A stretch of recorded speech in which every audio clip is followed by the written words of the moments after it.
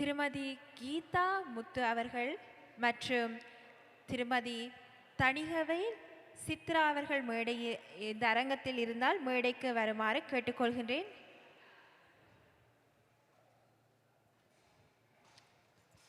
இப்பகுதியை தலைமை தாங்குவதற்காக இந்நேரத்தில் திருமதி மலர்விழி இளங்குமரன் அவரை மேடைக்கு அழைக்கின்றேன்.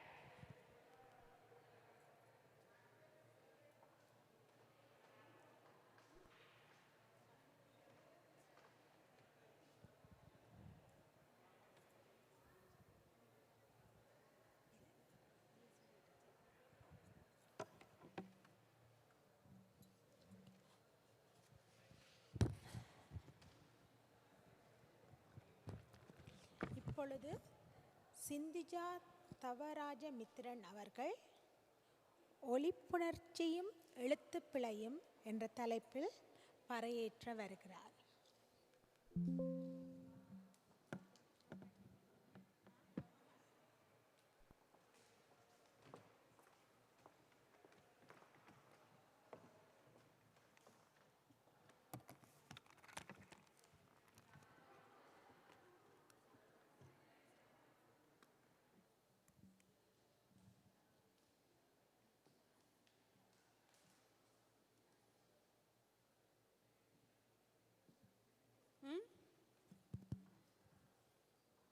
Put it here.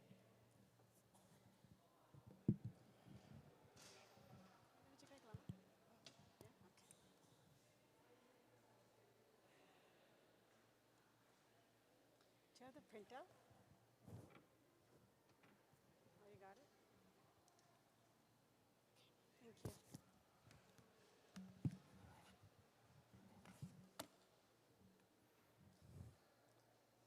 அனைவருக்கும் வணக்கம். வணக்கம்.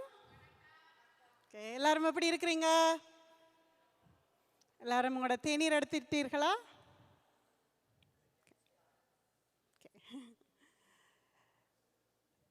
எனது பேர் சிந்துஜா தவராஜமித்திரன். கிட்டத்தட்ட 2000 தொடக்க ஆண்டுகளில் தமிழ் தொழில்நுட்ப கல்லூரி இருந்த காலத்தில் எனது 9வது தரத்திலிருந்து ஆசிரியர் ராசரத்னம் சுப்பிரமணியம் அவர்களிடம் தமிழை கற்று எனது பல்கலைக்கழக நாட்களில் தமிழ் மொழி மற்றும் தமிழ் சார்ந்த பல சேவைகளில் ஈடுபட்டு பின்னர் ராசரத்னம் ஆசிரியர் அவர்களிடம் தொடர்ந்து படிமுறை தமிழ் என்ற கற்பித்தல் முறையினை கற்று தொடர்ந்தும் கற்றுக்கொண்டு தமிழ் மொழியை அடுத்த தலைமுறைக்கு எடுத்து செல்ல, அதாவது I love going to Tamil school என்று எமது பிள்ளைகள் தமது பள்ளி நண்பர்களிடம் சொல்லும் அளவிற்கு ஒரு பாடசாலையை நமது மொழி, கலை, கலாச்சாரம், வரலாறு மற்றும் விளையாட்டு போட்டி இவை அனைத்தும் அடங்கிய ஒரு சிறந்த தளத்தை உருவாக்க எண்ணி கோவிட் காலகட்டத்தில் மே 2020 கிட்டத்தட்ட 4 வருடத்துக்கு முதல் முற்றுமுழுதாக இணையதளத்தில் என்னை போல் ராசரத்னம் ஆசிரியரிடம் படிமுறை தமிழை முறையாக கற்ற எமது இளைய சமுதாயத்தை சேர்ந்த ஆசிரியர்களை கொண்டு சிற்பி அகாடமி என்ற ஒரு தமிழ் பாடசாலையை, தனியார் பாடசாலையை நான் தொடக்கினேன்.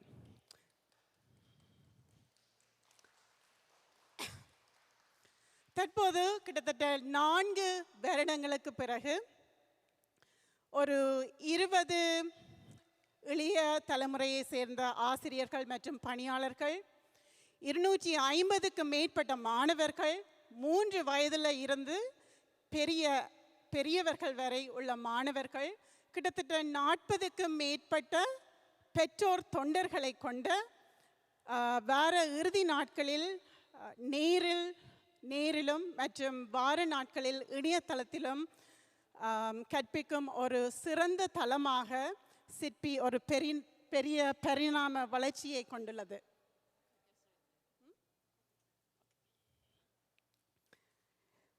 தொலைவில் வசிக்கும் மாணவர்களும் எமது பாடசாலையில் கல்வி கற்கிறார்கள்.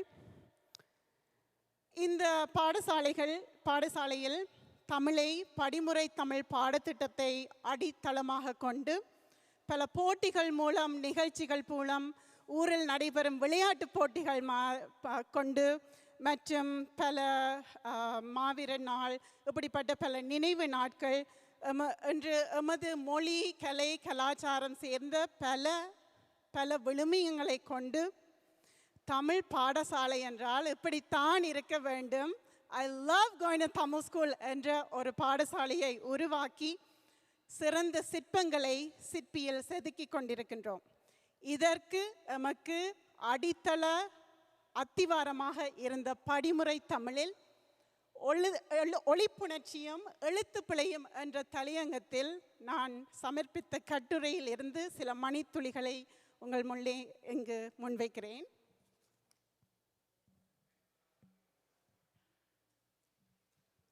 தமிழ்மொழி. தமிழ்மொழியானது, தமிழ்மொழி மட்டுமல்ல, மொழியானது ஒளியின் அடிப்படையில் தோன்றிய ஒரு மொழியாகும். தமிழ் மொழியை கற்பது, அதாவது இந்த புலம்பெயர்ந்த நாடுகளில் பிறந்து வளர்ந்து ஆங்கிலத்திலே முற்றுமுழுதாக வீட்டில் பேசும் எமது இளம் குஞ்சுகளுக்கு இந்த 247 எழுத்துக்களையும் புணர்த்தி புரிய வைக்கும் ஒரு மொழியாக இந்த மொழி கற்பித்தல் முறை இருக்கவில்லை. கற்றாலும் பாதி வழியிலேயே கற்காது விட்டு விடுகின்றனர். இதற்கு காரணம் தாய் தமிழ் மொழியை நாம் அதன் தோற்றத்தின் வழியாக ஒளி அமைப்பியலின் அடிப்படையில் கற்பிக்கவில்லை என்பது மறுக்க முடியாத உண்மையாகும். ஆங்கிலத்தில் கிட்டத்தட்ட 26 எழுத்துக்களை மட்டுமே படிக்கும் எமது மாணவர்களிடம் 247 மொழி எழுத்துக்கள் தமிழில் இருக்கின்றன என்று சொன்னவுடனே ஓடிவிடுகிறார்கள். இதன் விளைவு என்ன? எழுத்துப்பிழைகள், பிழையான உச்சரிப்புகள், பொருள் விளங்காமல் தமிழை கற்பது. இந்த அட்டியலை பார்த்தீர்களானால் கிட்டத்தட்ட ஜூனியர் கிண்டர்கார்டன் டு கிரேட் 3 ஆரம்ப நிலை மாணவர்களின் எண்ணிக்கை கூடுதலான இருக்கும் தமிழ் வகுப்புகளில் ஒரு 3ஆம் வகுப்புக்கு பிறகு எண்ணிக்கை குறைந்து கொண்டே போகின்றது.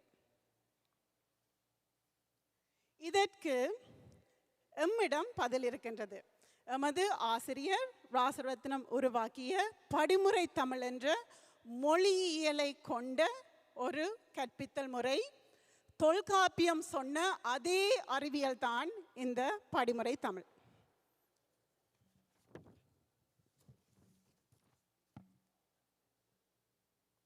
இந்த கற்பித்தல் முறையின் பயன்கள்.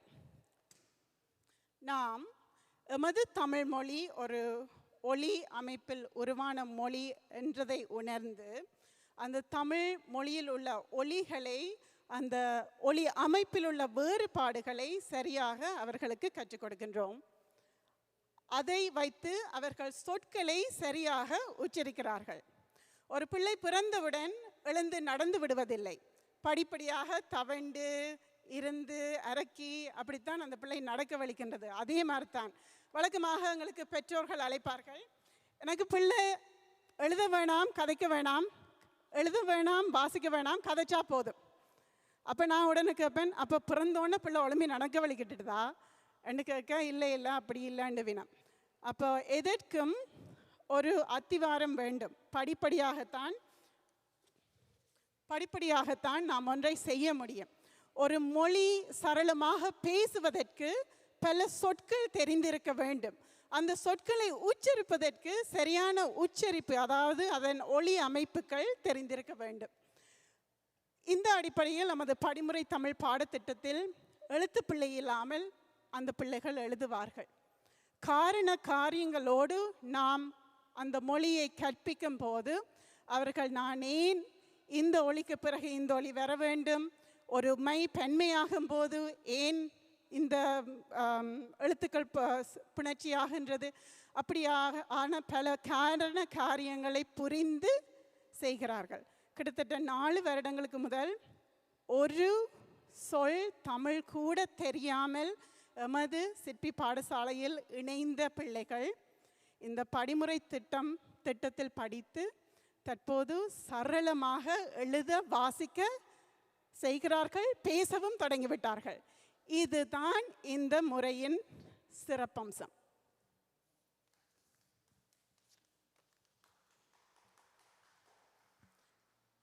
இப்பொழுது நான் உங்களிடம் சில கேள்விகள் கேட்க போன்றேன். இதில் படிமுறை தமிழ் அற்ற பெரியோர்கள் இருந்தால் எனக்கு பதில் சொல்ல வேணும். ஏனென்று காரண காரியத்துடன் பதில் சொல்ல வேணும். கீழிருக்கும் ஒவ்வொரு சோடி சொற்களிலும் எது சரியானது, ஏன்? இங்கு யாரிடம் பதில் இருக்கின்றதா? முதலாவது கேள்விக்கு பந்து சரியா, பந்து சரியா? அது ஏன்? யாராவது?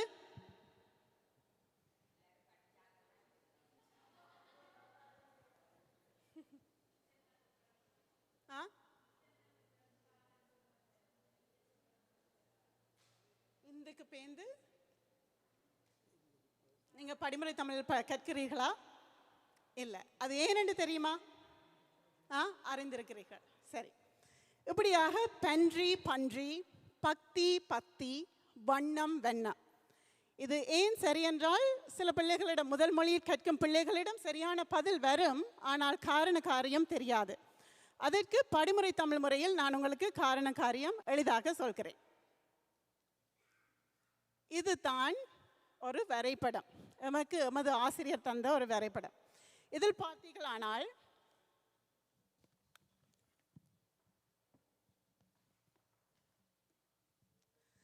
A, B, C, D, E, F இந்த புள்ளிகளை நாங்கள் எமது பிள்ளைகளுக்கு இந்த வரைபடத்தை மிகவும் தெளிவாக அவர்களுக்கு கற்பிப்போம்.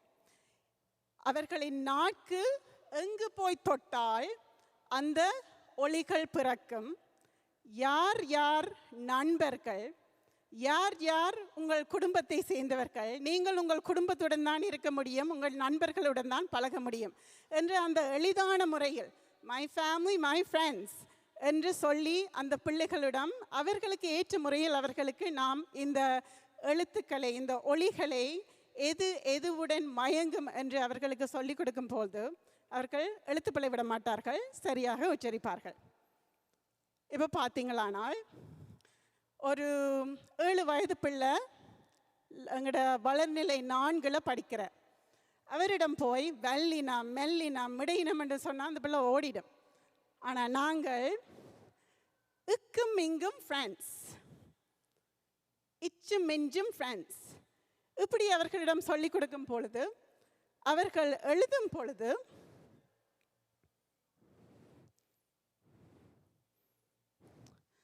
இந்தும் இத்தும் ஃப்ரெண்ட்ஸ் என்று அவர்களுக்கு நாங்கள் சொல்லிக் கொடுக்கும் பொழுது ஒரு சொல்லில் இத் வரிசையில் ஒரு ஒளி வருகிறது என்றால் முன்னுக்கு இந்த சவுண்ட் என்ற ஒளி வருகிறது என்றால் அது இன்னில்லை, அது இந்தென்று அந்த பிள்ளைக்கு தானாக புரிந்துவிடும், எழுதிவிடுவார். மிகவும் இல்லது, மிகவும் எளிது. இதுபோல் இந்த வல்லின ஒளிகள் உடல்நிலை மயக்கம் பெறும், தன்னோடு தானே மயங்கும். அந்த வல்லின ஒளிகளும் மெல்லின ஒளிகளும் பிறனில் ஒருத்தரோடு ஒருத்தர் மயங்கும். அதனால தான் ஒரு இடத்தில் அப்பம் என்று சேர்ந்து வரும், இப்பும் இப்பும் பக்கத்தில் வரும், அக்கா என்று சேர்ந்து வரும், இக்கும் இக்கும் பக்கத்தில் வரும், மச்சம் என்று சேர்ந்து வரும், இச்சும் இச்சும் பக்கத்தில் வரும். அதோடு இன்னும் ஒரு உதாரணமாக ஒரு சா ஒளியை எடுத்துக்கொண்டால் அது ஏன் சா, அது எப்போ சா என்று ஒலிக்கும் என்ற உதாரணத்துக்கு கூட நாங்கள் உயிர், அதாவது வேவல், அசை, சிலபிள், ஒரு அசைக்கு பக்கத்தில் அந்த சா என்ற ஒளி வரும்போது அது சா என்று ஒலிக்கும், அல்லது ஒரு சொல்லில் முதலில் வரும்போது அது சா என்று ஒலிக்கும். அதே ஒரு மெய்யுக்கு கான்சனன்ட்டுக்கு பக்கத்தில் வந்தால் அது சா என்று ஒலிக்கும். பாசம், பா ஒரு அசை, மச்சம், இச் ஒரு மெய்யுக்கு பக்கத்தில் வரும்போது அது சா என்று இலகுவாக வருகிறது. அதே நேரம் சமம், ச. ஒரு சொல்லில் தொடக்கத்தில் சா வரும்போது அது சா என்று இலகுவாக ஒலிக்கின்றது. நமது தமிழ் மொழி இலகு, இனிமை, எளிது. இதை அவர்களுக்கு புகுத்திவிட்டால் தமிழ் மொழி கற்பிப்பதில் ஒரு தடங்களும் வராது. அடுத்ததாக, கீழிருக்கும் ஒருமை சொற்கள் பெண்மையாகும் போது எது சரி? யாராவது?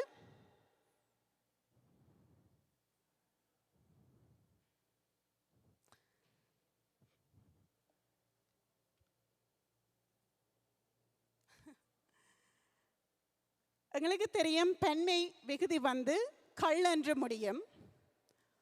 ஒரு அசை சொல் பெண்மையாகும் போது, அதாவது கல், கல் ஒரு அசை, அது குரில், ஒரு குரில், ஓர் அசை குரில் பெண்மையாகும் போது இல் இட்டாக மாறும், இல் இட்டாக மாறும். ஏன்? இல்லும் இற்றும் ஒரே இடத்தில் பிறக்கும், இள்ளும் இட்டும் ஒரே இடத்தில் பிறக்கும். இதே நேரம் அது நெடிலாக இருந்தால், ஒரு அசையாக இருந்தால் மாறாது. இந்த ஒரு சிம்பிள் ரூல், இந்த ஒரு மிகவும் எளிதான ஒரு விதிமுறையை அவர்களுக்கு புகுத்திவிட்டால் ஒரு பிழையும் விட மாட்டார்கள்.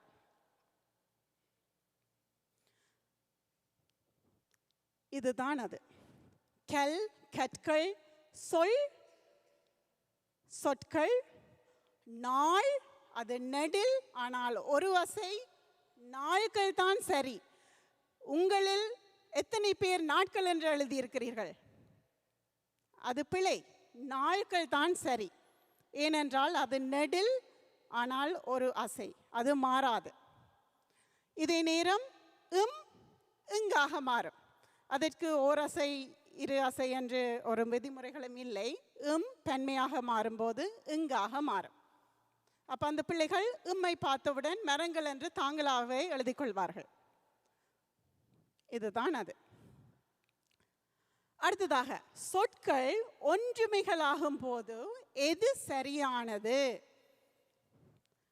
பெண் சக ஆள் பெண்ணாள், அல்லது பெண் ஆள் ப நாளா?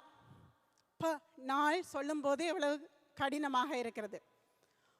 ஆண் நாள், ஆனாள். கல்லடி, கலடி. காலடி, காலடி. நான் சொல்லும் போதே சிலது எளிமையாக இருக்கிறது அல்லவா? இப்போது ஆ குரில் அரை மாத்திரை தான். ஆ நெடில், எனது இதழ் என்ன மாதிரி விரிகிறது என்று பாருங்கள், ஒரு மாத்திரை. புணர்ச்சி என்றால் சேர்த்து எழுதுறது. நமது பிள்ளைகளுக்கு புணர்ச்சி என்றெல்லாம் நாங்கள் சொல்லிக் கொடுக்க போவதில்லை, சேர்த்து எழுதுங்க, அவ்வளவுதான். நிலைமொழி, அதாவது ஒரு இரு சொல்லு சேரும்போது முதலில் வரும் மொழி, முதலில் வரும் சொல், வரும் மொழி அடுத்ததாக வரும் சொல். இப்ப பெண் ஆள், அதாவது ஓரசை குரில், அதாவது முதலில் வரும் அந்த சொல் நிலைமொழி, அந்த நிலைமொழி ஓரசை குரிலாக இருந்தால் பெண், ப ஓரசை குரில், ஆண் நெடில், ப அரை மாத்திரை தான். இன்னும் வாயிலிருந்து காற்று வருவதற்கு இடம் உண்டு. ஆண், அங்கு ஒரு மாத்திரை வந்து விட்டது, இன்னும் காற்று வர்றதுக்கு பெரிய இடம் இல்லை. அப்ப பெண்ணாள், ஆ நாள் இலகுவாக இருக்கிறது அல்லவா? அதேதான் அந்த விளக்கம்.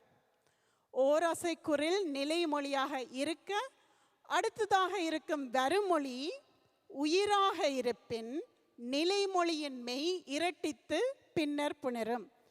அதாவது ஆவில் இருக்கும் ஆ ஒரு உயிர், அதனால் பெண் ஒரு ஓரசை குரில், அப்போது அது இரட்டித்து ஒலிக்கும். இப்படியாக எழுத்து பயிற்சிகள் சேரும்போது எது சரியானது? பயிற்சி, வளர்ச்சி, மணியோசை, இர், இல், ஈ இத்தகைய ஒலிகள் சொற்களில் முதல் வரும் சொற்களோடு மயங்கும். ஈற்றுக்கு பிறகு இரண்டு மெய் வரும், இரண்டு மெய் வராது. இல் இர் ஈக்கு பிறகு இரண்டு மெய் வரும். அதனால் பயிற்சி தான் சரி, மகிழ்ச்சி தான் சரி, காய்ச்சல் தான் சரி. இ ஈ ஐ என்பவற்றில் வரும் மொழியில் ஏதாவது ஒரு உயிர் வந்தால் அதில் ஈ இணைத்து மணியோசை வாழை இலை ஆகின்றது. இப்படியாக காரண காரியத்தோடு நாம் அவர்களுக்கு தமிழை கற்பிக்கும் போது அந்த பிள்ளைகள் மிகவும் எளிதாக கற்கிறார்கள். இப்பொழுது இவற்றை தெரியாமல் நம்மவர்கள் பற்பல பிள்ளைகளை விட்டு கொண்டிருக்கிறார்கள். எமது படிமுறை தமிழ் முறை ஏன் சிறப்பென்று ஒரே ஒரு நிமிட காணொளி இதோ உங்களுக்காக.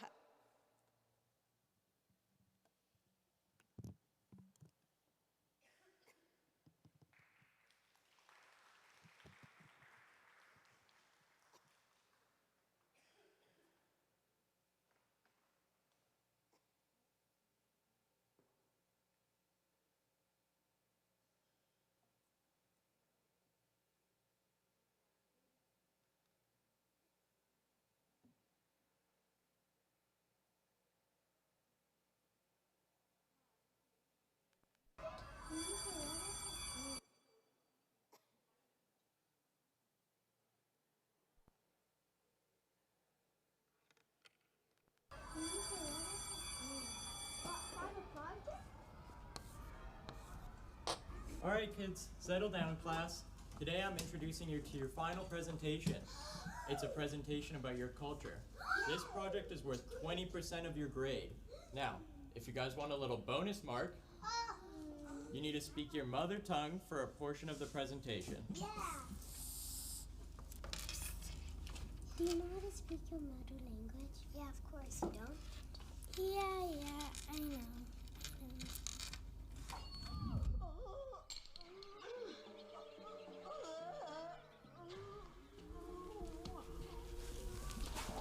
What are you doing? I need to learn Tamil for my final project. Well, this is going to take a while, but I know a place where you can go to learn Tamil. Elorukum vanakkam. Welcome to Sippy Academy, everyone. This is where you learn to read, write, and speak in Tamil. Mehram. Ellarum solungo a. Any ellarum solungo a. நல்லா ஆழ்ந்த மூச்செடுங்கோ. தலைமுறை தாண்டி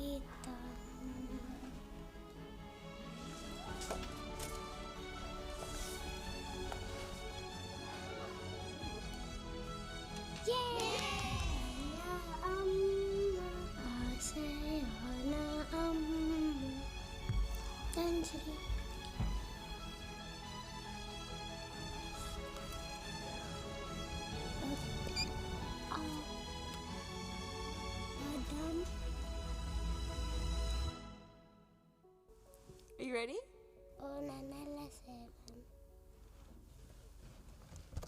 Now you can speak your mother tongue. Whenever you're ready.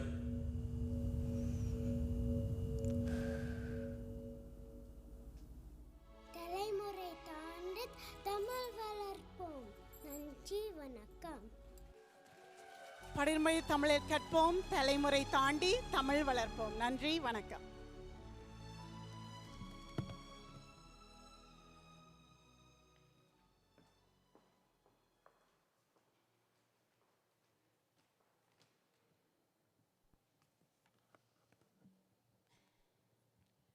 நன்றி சிந்துஜா தவராஜாமித்ரன் அவர்களே.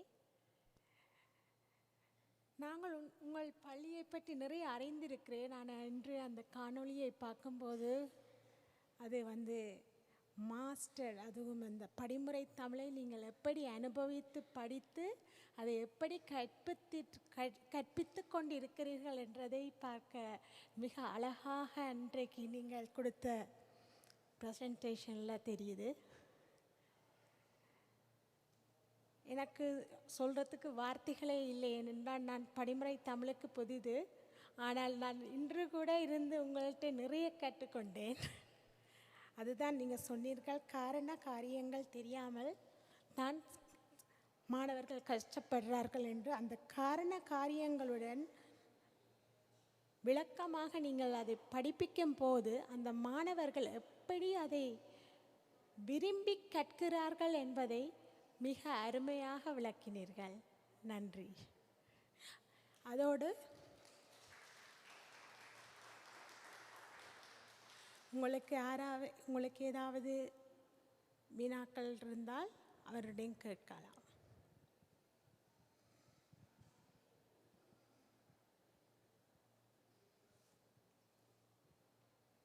எனக்கே புரிந்தது, இதில் கேட்குறதுக்கு எந்த கேள்வியும் இல்லை. என்னால் அவங்கள் மாதிரி திருப்பி அதை ரிப்பீட் பண்ணவும் முடியவில்லை என்று அவ்வளோ அழகாக அதை விவரித்திருந்தார்கள். நன்றி.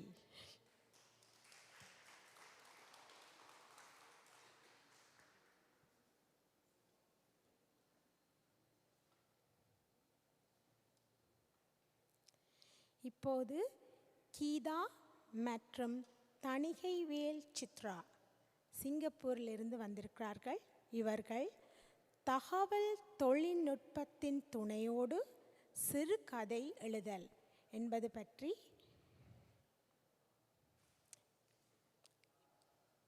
பேச இருக்கிறார்கள். அவருடைய ப்ரெசன்டேஷனுக்கு செட் ஆகும் நேரத்தில் ஒரு செய்தி உங்களிடம் பகிர்ந்து கொள்ள ஆசைப்படுகின்றோம். அதாவது செவ்வாய்க்கிழமை ஜூன் 4 வெளிநாடுகளில் இருந்து வந்திருக்கும் ஆசிரியர்கள், நண்பர்கள் நயாகரா ஃபால்ஸ் ட்ரிப்புக்கு போக ஆசைப்பட்டால் நாங்கள் ஒரு டூர் அரேஞ்ச் பண்ணுறதுக்கு நாங்கள் முயற்சி செஞ்சு கொண்டு இருக்கின்றோம். இந்த கட்டுரை பறையேற்றம் நடைபெற்ற பின்னர் நீங்கள் உங்கள் விருப்பத்தை வெளியே ரெஜிஸ்ட்ரேஷன் டேபிளில் கூறிக்கொள்ளலாம். அவர்கள் உங்கள் பெயரை பதிவில் எடுத்துக்கொள்வார்கள். நீங்கள் செவ்வாய்க்கிழமை ஜூன் 4 நயாகரா ஃபால்ஸ் ட்ரிப்புக்கு போக விரும்பினால் வெளியே ரெஜிஸ்ட்ரேஷன் டேபிளில் உங்கள் பெயரை பதிவு செய்யலாம் கட்டுரை பறையேற்றத்திற்கு பின்னர். வணக்கம். இந்த இனிய மாலை வேளையில் டொரண்டோ பல்கலைக்கழகத்தில் உங்கள் அனைவரையும் சந்திப்பதில் மிக்க மகிழ்ச்சி. இன்றைய பகிர்வு மின்னியல் கருவிகளை பயன்படுத்தி எப்படி சிறுகதை எழுதுவது என்பதை பற்றியது. முதலில் என்னென்ன மின்னியல் கருவிகள் பயன்படுத்தப்பட்டன என்பதை இங்கு காண்போம்.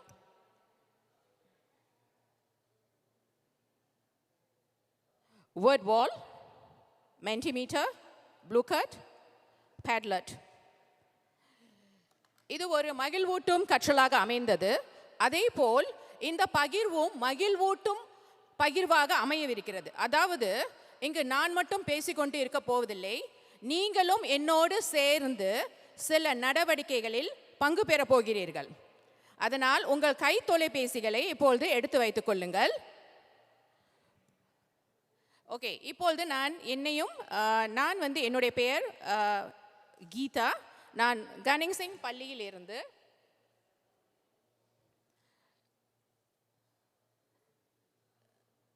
கனிங் சிங் பள்ளியில் கடந்த 9 ஆண்டுகளாக பணிபுரிந்து வருகிறேன். என்னோடு இணைந்து இங்கு பகிரவிருப்பவர் திருமதி சித்ரா. இவர் கடந்த ஆண்டு எங்கள் பள்ளியில் இணைந்து மிக சிறப்பாக தன்னுடைய பணியை செய்து கொண்டு வருகிறார். இப்போது தூண்டுதல் நடவடிக்கை எதற்கு என்றால் மாணவர்களின் முன்னறிவை சோதிப்பதற்கு. எதற்காக மாணவர்களின் முன்னறிவை சோதிக்க வேண்டும்?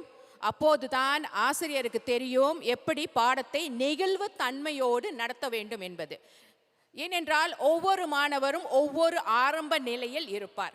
சரி, இந்த QR கோட்டை வருடி இப்போது இங்கே ஒரு கேள்வி இருக்கிறது. சிறுகதை என்றால் என்ன? ஒவ்வொருவரும் ஒரு சொல் எழுதினால் போதும். தட்டச்சு செய்யுங்கள். நன்றி.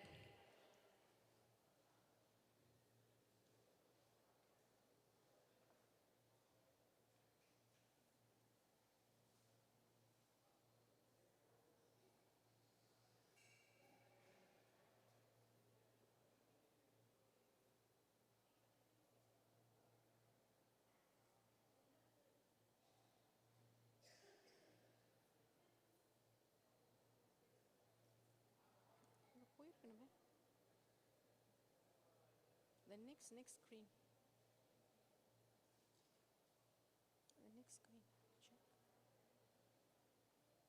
ஏனென்றால் நீங்கள் தட்டச்சு செய்வது இங்கு தெரியும்.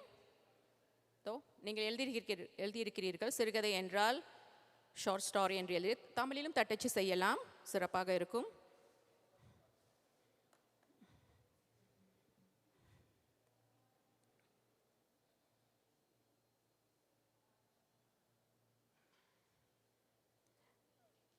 Can you show that screen? அந்த ஸ்க்ரீனை காட்டுங்க. ஓகே, சுவாரஸ்யம். சரி, மாணவர்களுக்கு இப்படி கொடுக்கப்பட்டது. அவர்கள் தனியாக இதை எழுதுவார்கள், தட்டச்சு செய்வார்கள். பிறகு அவர்கள் இந்த சொற்களை வைத்து குழுவாக அவர்கள் அதை கலந்து ஆலோசிப்பார்கள். இப்போது எந்த நிலையில் உள்ள மாணவர்களுக்கு இந்த பாடம் நடத்தப்பட்டது என்பதை பார்ப்போம். உயர்நிலை 3 மாணவர்கள், விரைவு மற்றும் வழக்க நிலை மாணவர்கள். இவர்கள் ஒரே தமிழ் வகுப்பில் படிப்பார்கள். இவர்கள் ஆங்கிலம் வழி கல்வி, அதாவது சிங்கப்பூரில் என்னை உட்பட அனைவருமே ஆங்கில வழியில் தான் நாங்கள் கல்வி கற்றோம். தமிழ் எங்களுக்கு ஒரு பாடமாகத்தான் வரும். சரி, இப்போது மாணவர்களுக்கு முன்னோட்ட நடவடிக்கை சிறுகதை என்று தெரிந்துவிட்டது. அப்போது அவர்களுக்கு சிறுகதை என்பது நமக்கு தெரியும், அது ஐரோப்பிய இலக்கியம் என்று. அந்த ஐரோப்பிய இலக்கியத்திற்கு ஒரு வரலாறு இருக்கிறது.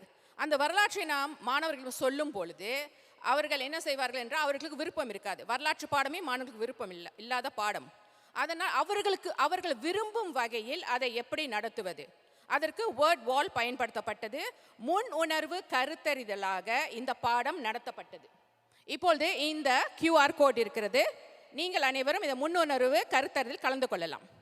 இதை வருடி நீங்கள் இந்த முன்னுணர்வு கருத்தறிதல் கலந்து கொள்ளுங்கள்.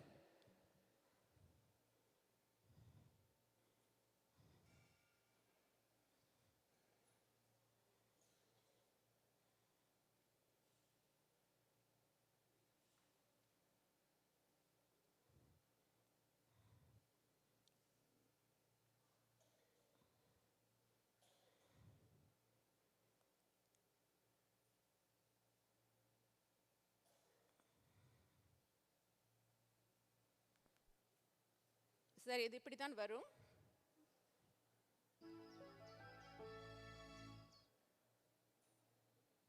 இங்கே ஹெல்பிங் வேர்ட்ஸ் இருக்கிறது, இந்த வார்த்தைகள்லாம் கொடுக்கப்பட்டிருக்கிறது. இதில் அதுலேருந்து இழுத்து இங்கே அந்த பெட்டியில் வைக்க வேண்டும்.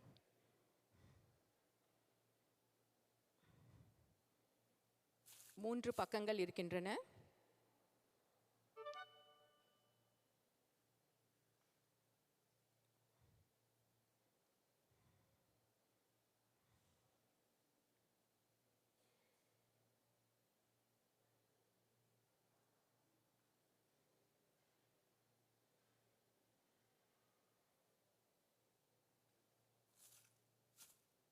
முடிந்த வரைக்கும் நீங்கள் சப்மிட் செய்து விடலாம்.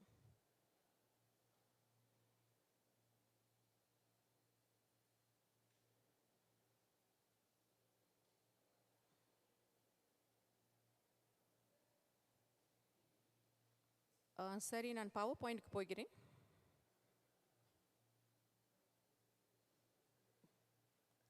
ஓகே, இங்கே பாருங்கள். இப்போ நம்ம அவர்களுக்கு வரலாற்றை சொல்லிவிட்டோம். வரலாற்றை சொன்ன பிறகு சிறுகதையின் கூறுகளை சொல்ல வேண்டும். சிறுகதைக்கு கரு ரொம்ப முக்கியம். கரு என்பது எது வேண்டுமானாலும் இருக்கலாம். ஒரு நிகழ்ச்சியாக இருக்கலாம், சம்பவமாக இருக்கலாம், ஒரு நாற்காலியாக இருக்கலாம், அல்லது ஒரு மரமாக இருக்கலாம், எது வேண்டுமானால் இருக்கலாம் கரு. அப்புறம் அதன் சூழல், முரண், கதாபாத்திரம், திருப்பம், இதெல்லாம் அவர்களுக்கு சொல்லி கொடுக்குறோம். பிறகு இதை சொல்லி கொடுத்த பிறகு அவர்கிட்ட என்ன சொல்கிறோம் அப்படின்னா, நிகழ்ச்சியை விவரிப்பதாய் அமைத்தல் இருக்க வேண்டும், பொருத்தமான சூழ்நிலைகளை விளக்க வேண்டும், மைய கருத்தை ஒட்டி எழுத வேண்டும், ஆர்வத்தை தூண்டும் வகையில் வளர்ச்சி நிலையை அமைக்க வேண்டும், கற்றல் படிப்பினை இருக்க வேண்டும். இப்படிலாம் சொல்கிறோம். இப்படி சொல்லும்பொழுது மாணவர்களுக்கு அது நிச்சயமாக புரியாது. அப்போ நம்ம எப்படி அவர்களுக்கு புரிய வைப்பது? ஒரு கட்டமைப்புக்குள் அவர்களை கொண்டு வர வேண்டும். எப்படி கட்டமைப்பு, அதாவது சிறுகதை எழுதும் ஒரு கட்டமைப்பை அவர்களுக்கு சொல்லிக் கொடுக்க வேண்டும். தலைப்பை புரிந்து கொள்ள வேண்டும். இதெல்லாம் நான் பின்னால் விளக்குவேன். வடிவமைப்பு, எங்கே, எப்போது, யார், ஏன், எப்படி என்னும் வினாக்களுக்கான விடையை அமைத்தல், ஆர்வமூட்டும் கருத்துக்கள் இடம்பெறல், தொடக்கம், வளர்ச்சி, உச்சகட்டம், தீர்வு, கற்றுக்கொண்ட பாடம், முடிவு என்னும் கூறுகளின் அடிப்படை அமைதல், முன்னுரை தலைப்பை பற்றி கூறுவதாக இருக்க வேண்டும். சரி, முதல்ல பார்ப்போம். முதல்ல தலைப்பை பார்ப்போம். தலைப்பை ஒட்டி சிறுகதை எழுத வேண்டும். கவரும் தன்மையில் பொருத்தமான மேற்கோளுடன் தொடங்குதல் வேண்டும். சுற்றி வளைத்து சொல்லாமல் நேரடியாக தலைப்பை விளக்கும் வகையில் தொடங்க வேண்டும். சரி, இது முதலில் நான் சொன்னேன், இது ஒரு கட்டமைப்புக்குள் வர வேண்டும். இது அதை படிநிலைகளாக அவர்களுக்கு சொல்லிக் கொடுக்கும் பொழுது அவர்கள் மிகுநிலை, மிதநிலை, மெதுநிலை எந்த நிலையில் உள்ள மாணவர்களாக இருந்தாலும் அவர்கள் அந்த தொடர்ச்சியில் இருந்து மாற மாட்டார்கள். சிறுகதையில் வளர்ச்சி இருக்கும். பிறகு அதை அவர்களால் எழுத முடியும்.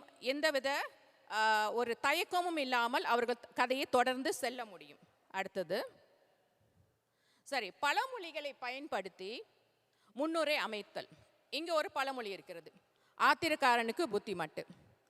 அதாவது தானத்தில் சிறந்த தானம் நிதானம் என்று என் தாத்தா கூறினார். இப்படியும் ஒரு கதையை ஆரம்பிக்கலாம், ஒரு சிறுகதையை. அல்லது அன்று நான் அங்கு போயிருக்கவே கூடாது, அவனிடம் பேசியிருக்கவே கூடாது, அவனை பார்த்திருக்கவே கூடாது, அதனால் தான் இந்த பிரச்சனைகள்லாம் வந்தது. அப்படி என்றும் ஒரு கேள்விக்குறியாகவும் சிறுகதையை எழுத முடியும். இன்னொன்று, திருக்குறளை வைத்து சிறுகதை எழுதுவது. காலத்தினால் செய்த நன்றி சிறிதனினும் ஞாலத்தில் மான பெரிது. அப்படி, அதாவது ஒரு கதாசிரியர் நாயை காப்பாற்றுகிறார். பிறகு அதை வளர்த்த பிறகு அது நோய்வாய்ப்படுகிறது. நோய்வாய்ப்பட்ட நாய்க்கு சிகிச்சை அளிக்க முடியவில்லை. சிகிச்சை அளிக்க முடியாதனால் அந்த குடும்பமே சேர்ந்து என்ன செய்கிறது, அந்த நாயை தொலைத்து விடுவதா அல்லை கொன்று விடுவதா என்ற ஒரு திருப்பம், அந்த கதையில் ஒரு திருப்பம் ஏற்படுகிறது. அப்படி வரும் பொழுது முதலில் நன்றி, யார், கதாசிரியர் நாய்க்கு செய்த நன்றி, அதை காப்பாற்றியது. பின்பு அந்த நாய் கதாசிரியரை காப்பாற்றுகிறது அதன் செஞ்சோற்று கடனுக்காக. சிறுகதையின் முடிவு. மாணவர்கள் தம் கருத்தை இறுதியில் கூறலாம் அல்லது கதையின் முடிவை படிப்போரின் சிந்தனைக்கே விட்டுவிடுவது. மாணவர்கள் கதை கட்டுரை அல்ல, எனவே அதை அவர்கள் சுருக்கி எழுதக்கூடாது. சரி, இவ்வளவையும் சொல்லி ஆகிவிட்டது. ஆனால் அவர்களுக்கு என்ன புரிந்தது என்று எனக்கு எப்படி தெரியும்? அதற்காக பயன்படுத்தப்பட்ட ஒரு தளம் ப்ளூகட். இந்த ப்ளூகட் தளத்தில் அவர்களுக்கு தெரிவு விடை கருத்தறிதல் கொடுக்கப்பட்டது. அவர்களுக்கு 10 கேள்விகள் கொடுக்கப்பட்டது. நேரம் கருதி உங்களுக்கு 5 கேள்விகள் தான் இங்கே இருக்கிறது. நீங்கள் இந்த ப்ளூகட் தளத்தில் கலந்து கொண்டு இங்கே கொடுக்கப்பட்டிருக்கும் கேள்விகளில் நீங்கள் இங்கே கலந்து கொள்ளலாம். இதில் ஒரு ப்ளூகட், ஜாயின் ப்ளூகட்னு வரும். நீங்கள் அந்த ப்ளூகட் என்ற அதை டைப் செய்யுங்கள். டைப் செய்துட்டு ஜாயின் வரும். அந்த நம்பரை நீங்கள் அதில் டைப் செய்யுங்க.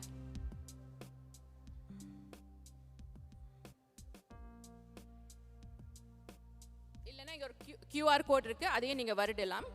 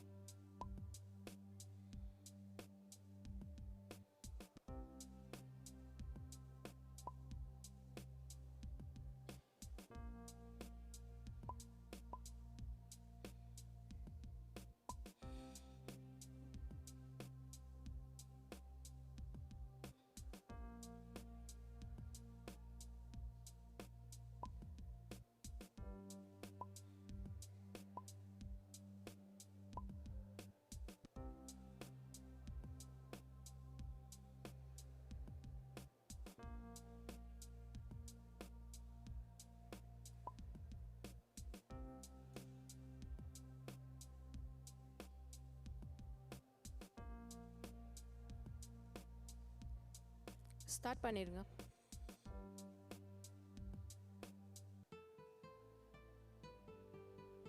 ஸ்கிப் பண்ணிருங்க. ஸ்கிப் பண்ணுங்க.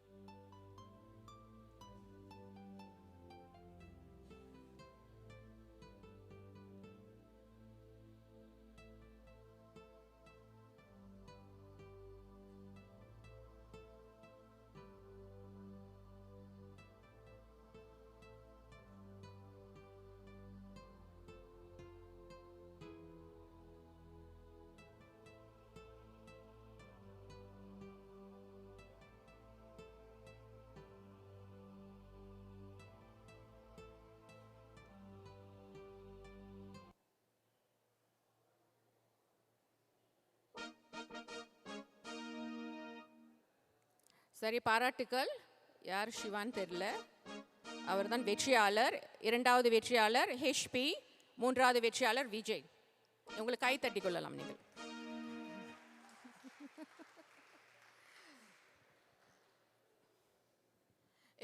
இப்போ நான் உங்களை ஒரு கேள்வி கேட்குறேன். நீங்கள் இந்த 3 நடவடிக்கையில் கலந்து கொண்டீர்கள். நீங்கள் எப்படி, உங்களுடைய மனநிலை எப்படி இருக்கிறது? உற்சாகமாக இருக்கிறது. உற்சாகமாக இருந்தால்தான், மகிழ்ச்சியாக இருந்தால்தான் மாணவர்களால் கற்க முடியும். அதாவது அவர்களுடைய அந்த வகுப்பறையை, அவர்களோட மனநிலையை இலகுவாக வைத்திருந்தால்தான் அவர்களால் கற்க முடியும். அவர்கள் சொல்லிக் கொடுப்பது அவர்களுக்கு புரியும். சரி, இப்பொழுது இந்த ஸ்டோரி போர்ட் ஆர்க் இதுதான் பயன்படுத்தப்பட்டது இந்த சிறுகதை பாடத்திற்கு. இப்படி நம்ம மாணவர்களுக்கு காட்டும் பொழுது அவர்களுக்கு ஒன்றும் புரியாது. அப்போ நம்ம எப்படி அதை சுலபமாக்குவது? இப்படி சுலபமாக ஒரு மன வரைபடத்தை கொடுத்தால் அவர்கள் மிகுநிலை, மெதுநிலை, மிதநிலை எந்த நிலையில் இருந்தாலும் அவர்களால் இதை எழுத முடியும். தொடக்கத்திற்கு ஒரு பேராகிராஃப் எழுத முடியும். கதையின் வளர்ச்சி, உச்சக்கட்டம், தொய்வு, படிப்பினை, இதற்கெல்லாம் அவர்களால் பேராகிராஃப் எழுத முடியும். கதையிலிருந்து அவர்கள் விலக மாட்டார்கள். அவர் கற்பனையும் நேராக சீராக அமையும். இது இன்னும் ஸ்கஃபோல்டிங். இது இன்னும் ஒரு பயிலும் மாணவர்களுக்கு இது பாருங்க. தொடக்கம், நீ என்ன செய்தாய், நாயை காப்பாற்றினேன், பண்புகள், அன்பு, இப்படி இது அன்பினால் ஆகாததும் ஆகும், முதலில் காலத்தினால் செய்த நன்றி, சிறிதும் ஞானத்திற்கான பெரிது. இந்த இரண்டும் ஒரு கதைக்கு ஏற்புடையதாக அமைகிறது இந்த இடத்துல.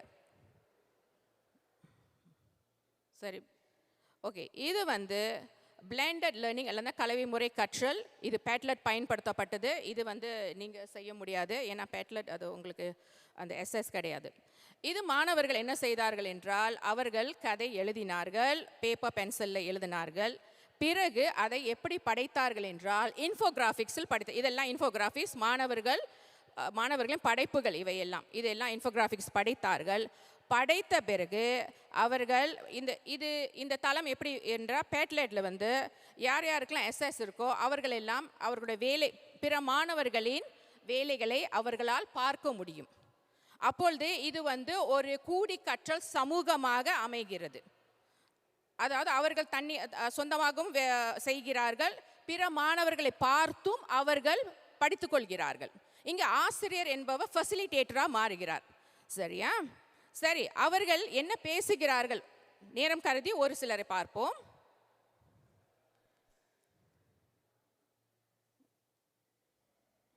இக்கதையின் தலைப்பு பிச்சைக்காரிகள்.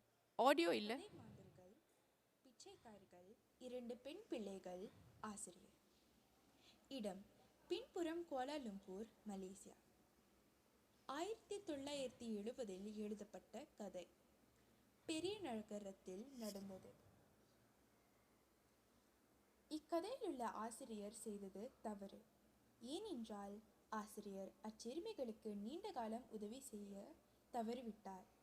ஆதரவற்ற பிள்ளைகளுக்கு உதவி செய்திருக்கலாம், அரசாங்க உதவியை நாடியிருக்கலாம். கிழவியும் செய்தது தவறு. கிழவி அவருடைய பொறுப்பை தட்டி கழித்து விட்டார். இதனால் பிள்ளைகளுடைய எதிர்காலம் பாழாகிவிட்டது. இதை தவிர்க்க அவர் வேலைக்கு போயிருக்கலாம். அடுத்த பார்ப்போம். தலைப்பு வெளிச்சத்தை நோக்கி. கதாபாத்திரங்கள்: அண்டங்காக்கை, குருவிகள். இடம் சிங்கப்பூர்.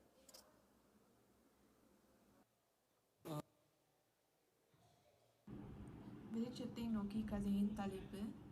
கதாபாத்திரங்கள்: சிட்டுக்குருவி, புறாக்கள், வேறு பல குருவிகள். எழுத்தாளர் மா. இளங்கண்ணன். சிங்கப்பூர் மக்களின் முயற்சியால் வளர்ந்த நாடு. அதனால் சிங்கப்பூரில் வாழும் குருவிகள் சோம்பேறியாக இருப்பது வெட்கக்கேடு. ஒரே இடத்தில் இருந்தால் நாம் முன்னேற முடியாது. முன்னேறுவதற்கான வாய்ப்புகள் குறைவாக இருக்கும். நம்முடைய அறிவாற்றலும் பரிந்திருக்காது. படகுகள் துறைமுகத்திற்கு வரவில்லை. ஆனால் குருவிகள் கோபப்படுவதற்கு உரிமை இல்லை. அவை உடல் நோகாமல். சரி, இந்த ஃப்ளிப் கிளாஸ் ரூம் எப்படி என்றால், அவர்கள் வகுப்பில் படித்ததை அவர்கள் வீட்டில் செய்து அதை பதிவேற்றம் செய்திருக்கிறார்கள். அதனால் அவர்களுக்கு வந்து அதிக நேரம் இருக்கிறது. அவர்களுடைய சொந்த நேரத்தில் இதை செய்து பதிவேற்றம் செய்தார்கள். இது வந்து ஒரு AFL அசஸ்மெண்ட் ஃபார் லேர்னிங். அதனால் நம்ம என்ன செய்தோம் அப்படின்னாக்கா, இதுக்கு மதிப்பெண்கள் கிடையாது. அவர்கள் செய்த பயிற்சிகளுக்கு எல்லாமே ஃபீட்பேக் தான் கொடுக்கப்பட்டது, கருத்துக்கள் தான் அவர்களுக்கு கொடுக்கப்பட்டது. கருத்துக்களை கொடுத்து அவர்களை இன்னும் சரியாக செய்ய வேண்டும் என்று அவர்களுக்கு சொல்லப்பட்டது. அதே சமயம் அவர்களும் சக மாணவர் மதிப்பீடு, அப்புறம் வந்துட்டு அவர்கள் சுய மதிப்பீடும் செய்து கொண்டார்கள். அதுக்காக அவர்களுக்கு இந்த விளக்க குறிப்புகள் கொடுக்கப்பட்டது. எப்படி அவர்கள் தங்களையே சுய மதிப்பீடு செய்து கொண்டார்கள். பிறகு அவர்களுடைய வகுப்பில் உள்ள மாணவர்களை சக மாணவர் மதிப்பீடும் செய்தார்கள். இதனால் இது வந்து அவர்களுடைய கற்றலை இன்னும் மேம்படுத்துகிறது. சரி, இதுவரை என்னுடைய படைப்பு முடிந்துவிட்டது. இப்போது ஆசிரியர் சித்ரா வந்து படைப்பார். ஆசிரியர் திருமதி சித்ரா. நன்றி ஆசிரியர். அனைவருக்கும் வணக்கம்.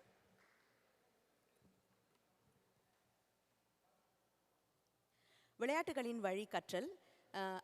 பாரதியாரோட பாடல் ஒன்று இருக்குது, இது ரொம்ப பிடிச்ச பாடல். அக்கினி குஞ்சொன்று கண்டேன், அதை அங்கொரு காட்டிடை பொந்தினில் வைத்தேன், வெந்து தணிந்தது காடு, தணல் வீரத்தில் குஞ்சென்று மூப்பொண்டு முன்றோ, தத்தகிட தித்தகிட தித்தோம் அப்படின்னு ஒரு பாடல். இது பாடல் எதுக்கு சொல்கிறேன் அப்படின்னா, சின்ன அக்கினி குஞ்சு தான், அது வந்து காட்டையும் எரிக்கும், அது வீட்டுக்கு தீபமாகவும் இருக்கும். மின்னியல் கருவிகளோட பயன்பாடும் அப்படி தான். மின்னியல் கருவிகளை நம்ம எப்படி பயன்படுத்துகிறோம், எதற்கு பயன்படுத்துகிறோம் அப்படின்னு தெரிஞ்சு பயன்படுத்தும் போது அது வந்து வீட்டுக்கு விளக்காக இருக்கும், நாட்டுக்கு ஒளி கொடுக்கும். அதே மாதிரி அதை சரியான முறையில் பயன்படுத்தினாங்கன்னா அது வந்து தன்னையும் அழிக்கும், பிறரையும் அழிக்கும்.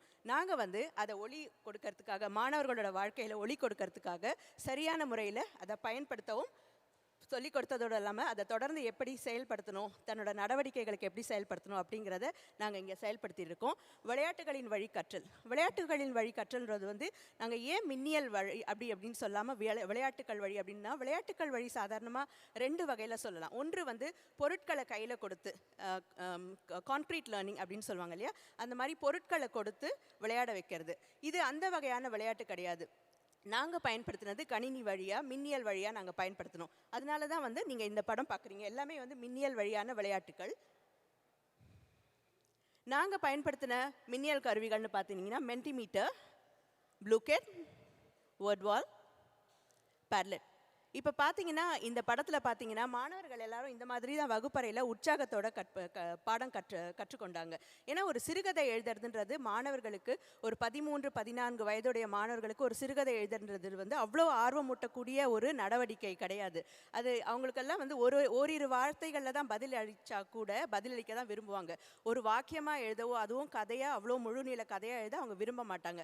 அதே வந்து நாம் ஒரு விளையாட்டுகளின் வழியாக, இந்த மாதிரியான தளங்கள் மூலமாக விளையாட்டுகளின் வழியாக சொல்லி கொடுக்கும்போது அது அவங்களுக்கு ஆர்வத்தை கொடுக்கும். இப்போ நீங்கள் எல்லாருமே பார்த்தீங்க, இதை நாங்கள் வந்து ஒரு பேச்சாக உரையாக மட்டும் சொல்லியிருந்தோன்னா நீங்கள் கொஞ்ச நேரத்துக்கு பிறகு தொய்வடைஞ்சிருப்பீங்க. அதே நீங்கள் எல்லாரும் இந்த விளையாட்டில் ஈடுபடுத்தணும், நீங்கள் விளையாட்டில் ஈடுபட்டீங்க, அப்போ உங்களுக்கு நாங்கள் என்ன பண்ணோம், வகுப்பறையில் எப்படி கற்பிச்சோன்றது வந்து உங்களுக்கு ஒரு புரிதல் ஏற்பட்டிருக்கும். நீங்களும் ஆர்வத்தோட அதை பற்றி தெரிஞ்சுக்கிட்டீங்க இல்லையா. இப்படி தான் நாங்கள் வகுப்பறையில் விளையாட்டுக்களை, கணினியையும் மின்னியல் கருவிகளையும் பயன்படுத்துகிறோம். அடுத்ததாக நாங்கள் யாருக்கு கற்றுக் கொடுத்தோம் அப்படின்னா, ஆசிரியர் சொன்ன மாதிரி நாங்கள் உயர்நிலை 3 விரைவு நிலை அண்ட் வழக்க நிலை மாணவர்கள். ஏன் விரைவு நிலை வழக்க நிலை மாணவர்கள் அப்படின்னு பிரித்து சொல்கிறோம் அப்படின்னா, சிங்கப்பூரில் வந்து 4 விதமான நிலைகள் இருக்குது மாணவர்களோட படிப்பிக்கிற முறையில். ஒன்று வந்து உயர்தமிழ், விரைவு நிலை மாணவர்கள், வழக்க நிலை மாணவர்கள், அப்புறம் தொழில்நுட்ப நிலை மாணவர்கள். ஏன் இத்தனை பிரிவு அப்படின்னு கேட்டோன்னா, நம்ம ஒரே கையில் உள்ள 5 விரல்களுக்குமே வந்து தனித்தனி பலன்கள் இருக்குது, தனித்தனி திறன்கள் இருக்குது. அதே மாதிரி தான் மாணவர்கள் எல்லாருமே ஒரு 13-14 வயதுக்குள்ளாக இருந்தாலும் அவங்க அத்தனை பேருக்குமே திறன் ஒன்றாக இருக்கும் அப்படின்னு சொல்ல முடியாது.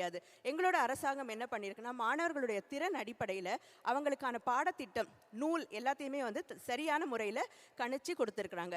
அப்போ அவங்க பாடம் கற்றுக்கொள்ளும் போது அது மிக எளிமையாக இருக்கும். அதனால சில நேரங்கள் என்ன ஆகும்னா, மாணவர்களுடைய எண்ணிக்கை சரிவர அமையாத போது வழக்கநிலை மாணவர்கள், விரைவு நிலை மாணவர்கள் இருவருமே ஒரே வகுப்பில் அமர்த்தி பாடம் கற்பிச்சு கொடுப்போம். அப்போ என்ன ஆகும் அப்படின்னும் போது அந்த இடத்துல என்ன வரும் அப்படின்னாக்கா, உங்களுக்கு வேறுபடுத்தப்பட்ட கற்பித்தல் அணுகுமுறை வரும். வேறுபடுத்தப்பட்ட கற்பித்தல் அணுகுமுறைங்கிறது டிஃப்ரென்ஷியேட்டட் லேர்னிங் இன்ஸ்ட்ரக்ஷன்ஸ். இது வந்து மாணவர்களுடைய கற்றல் தேவை, அவர்களுடைய கற்றல் பின்புலம், குடும்ப பின்னணி, தமிழ் கற்கும் முறை, இது எல்லாத்தையும் சார்ந்தது தான் வந்து வேறுபடுத்தப்பட்ட கற்றல் அணுகுமுறை. இப்போ முதல்ல வந்து நாங்கள் இந்த 4 முறைகள் தான் வந்து பயன்படுத்தினோம் இந்த பாடத்தை சொல்லிக் கொடுக்கறதுக்கு. முதலாவதாக கூடி கற்றல் அணுகுமுறை. ஊர் கூடி தேரிழுத்தல், கூடி வாழ்ந்தால் கோடி நன்மை அப்படின்னு எல்லாம் சொல்லுவோம் இல்லையா? இதெல்லாம் எதுக்குன்னா ஒற்றுமையாக இருக்கிறத குறிக்கிறது. ஒற்றுமையாக இருக்கிறதுனால என்ன ஆகுதுன்னா கல்வியிலையும் மாணவர்கள் மேம்பட முடியும். அதனால தான் வந்து இந்த கூடி கற்றல் அணுகுமுறைங்கிற ஒரு முறையை வந்து நாங்கள் பயன்படுத்துகிறோம். இதனால என்ன ஆகும்னா மாணவர்கள் வந்து தனியாக தான் ஒரு சிறுகதை எழுத போகிறாங்க. இந்த சிறுகதை, இந்த பாடத்தோட நோக்கம், பாடத்தோட முடிவில் மாணவர்கள் எல்லாருமே வந்து ஒரு சிறுகதை எழுதி முடிப்பாங்க. ஆனால் அதை எப்படியெல்லாம் எழுதலாம், தனிப்பட்ட முறையில் செய்யாமல் எல்லாரும் ஒருத்தருக்கு ஒருத்தர் கலந்து ஆலோசித்து தனக்கு தெரிஞ்சதை மற்றவர்களுக்கு பகிர்ந்து இந்த மாதிரியான அணுகுமுறையில் செய்யும்போது அவங்க வந்து இன்னும் ஆர்வத்தோடு அதை சிறப்பாக செய்ய முடியும். அதனால தான் வந்து கூடிக்கற்றல் அணுகுமுறை தேவையானதாக இருக்குது. இதன் மூலமாக என்ன ஆகுதுன்னா கருத்து பரிமாற்றம், தனக்கு தெரிஞ்சதை இன்னொருத்தருக்கு சொல்கிறது. இப்போ பார்த்தீங்கன்னா விரைவு நிலை மாணவர்கள்லேயே அவங்களுக்கு வந்து எழுதுதல் திறன், பேசுதல் திறன் ஓரளவுக்கு அதிகமாக இருக்கும். ஆனால் வழக்கு நிலை மாணவர்கள் பார்த்தீங்கன்னா அவங்களுக்கு வந்து எழுதுதல் திறன் குறைவாக இருக்கும், பேசுதல் திறன் சில நேரங்கள் அதிகமாக இருக்கும். அப்போ என்ன பண்ணுவாங்கன்னா அவங்க தனக்கு தெரிஞ்சதை வழக்கு நிலை மாணவர்கள் வந்து விரைவு நிலை மாணவர்களுக்கு சொல்லிக் கொடுப்பாங்க. அப்போ வந்து கருத்து பரிமாற்றம், ஒரு செறிவான கருத்து பரிமாற்றத்துக்கு அங்கே வழிவகை செய்யுது. அப்புறம் தன்னம்பிக்கை. ஏன் தன்னம்பிக்கை வெளிப்படுதுனாக்கா கூடிக்கற்றல் அமைப்பு முறையின் மூலமாக சிறு சிறு குழுவாக அவங்க பணியாற்றுவாங்க. வகுப்பறையில் ஆசிரியர் பாடம் நடத்தி முடித்தோடனே அவங்களுக்கு வந்து கற்றல் நடவடிக்கைகள் செய்யும்போது அவங்க ஒரே குழுவாக இல்லாமல் சிறு சிறு குழுவாக, அதுவும் கலவை சின்ன சின்ன குழுவில் ஒரு மிகுநிலை, மிதநிலை, மெதுநிலை மாணவர்கள், slow to medium to high ability learners அப்படின்னு சொல்லுவாங்க இல்லையா, low to high ability learners எல்லாருமே ஒரு குழுவில் இருக்கும்போது அவங்களுக்கான கருத்துக்களை அவங்க சுதந்திரமாக பரிமாறிக்கொள்வாங்க. அப்போ வந்து அவங்களுக்கு தன்னம்பிக்கை மேம்படும். இந்த மாதிரி கற்றல் முறையில் தன்னம்பிக்கை மேம்படும். அப்புறம் ஒன்றிணைந்து செயலாற்றும் போது அவங்களுக்குடைய வந்து ஒரு ஒற்றுமை பெருகும். இந்த மாதிரியான முறை தான் வந்து சிங்கப்பூரில் நாங்கள் வலியுறுத்துகிறோம். அரசாங்கமும் எங்களுக்கு அதற்கு தான் அப்படி கற்றுக் கொடுக்க ஊக்கப்படுத்திட்டு இருக்கு. இதன் மூலமாக பிரச்சனைக்கு சுமூகமாக தீர்வு காணுதல். எப்படி ஒரு கதை எழுதுறது மூலமாக, ஒரு கூடிக்கற்றல் அணுகுமுறை மூலமாக பிரச்சனைக்கு சுமூகமாக தீர்வு காண முடியும் அப்படின்னு கேட்கலாம். எனக்கு இந்த கதை நான் எழுதிட்டே இருக்கேன், எனக்கு இந்த முடிவை எப்படி எழுதுறதுன்னு தெரியல, இப்படி எழுதினா நல்லா இருக்குமா அல்லது இப்படி எழுதுனா நல்லா இருக்குமான்னு அவங்க சின்ன சின்ன குழுக்களில் அவங்களோட நண்பர்களுக்குள்ளேயே பேசிக்கும் போது என்ன ஆகும்னா, இல்லை இந்த முடிவு இப்படி இருந்ததுன்னா அது வந்து சரியானதாக இருக்காது, அது உள்ள சாதக பாதகங்களை அந்த நண்பர்கள் எடுத்து கூற ஏதுவாக இருக்கும். அதனால தான் வந்து பிரச்சனைக்கு சுமூகமாக தீர்வு காணுதல் அப்படிங்கிற முறை வந்து உங்களுக்கு கூடிக்கற்றல் அமைப்பு முறையை வந்து உதவி செய்கிறது. அடுத்ததாக வேறுபடுத்தப்பட்ட கற்பித்தல் அணுகுமுறை. இது எதற்குன்னு நான் உங்களுக்கு ஏற்கனவே சொன்னேன். இது வந்து மாணவர்கள் 2 வகை மாணவர்களும் ஒரே வகுப்பில் இருக்கிறாங்க, அவங்களோட திறன்கள் வேறுபடுத்தப்பட்ட திறன்கள், அதனால் வேறுபடுத்தப்பட்ட கற்பித்தல் அணுகுமுறை. கற்பித்தல் அணுகுமுறை இந்த முறை வந்து 3 வகை. 3 வகை என்ன அப்படின்னு சொன்னீங்கன்னாக்கா செயல்பாடு வகை, அப்புறம் வந்துட்டு இயல்புகள்,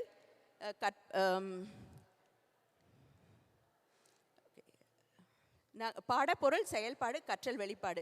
பாடப்பொருள் அப்படின்னும் போது எப்படின்னாக்கா உங்களுக்கு ஒரு பாடத்தை மட்டுமே, பாடக்கருவை மட்டுமே அடிப்படையாக கொண்டு வரது தான் வந்து பாடப்பொருள் அடிப்படையில் வர வேறுபடுத்தப்பட்ட கற்பித்தல் அணுகுமுறை.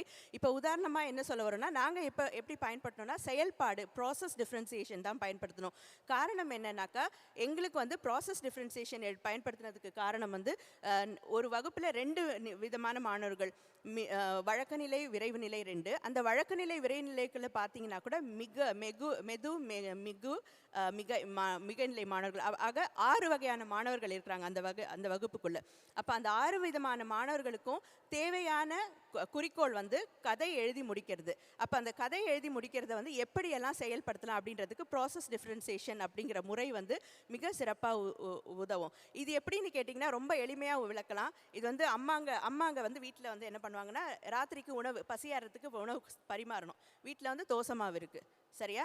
அப்போ ஒருத்தருக்கு வந்து நம்ம வீட்டில் தோசை ஊற்றி கொடுத்தோம்னா எல்லாருமே தோசை ஊற்றி கொடுக்கறத அழகாக சாப்பிட்டுட்டு போகிறவங்க கிடையாது, நம்ம வீட்டில் எல்லாருக்குமே தெரிஞ்சது தான். அப்போ என்ன பண்ணுவாங்க, ஒருத்தருக்கு சீஸ் போடுவாங்க, ஒருத்தருக்கு பட்டர் போடுவாங்க, ஒருத்தருக்கு வந்து வெங்காயம் போடுவாங்க, ஒருத்தருக்கு முட்டை, இந்த மாதிரி போட்டு.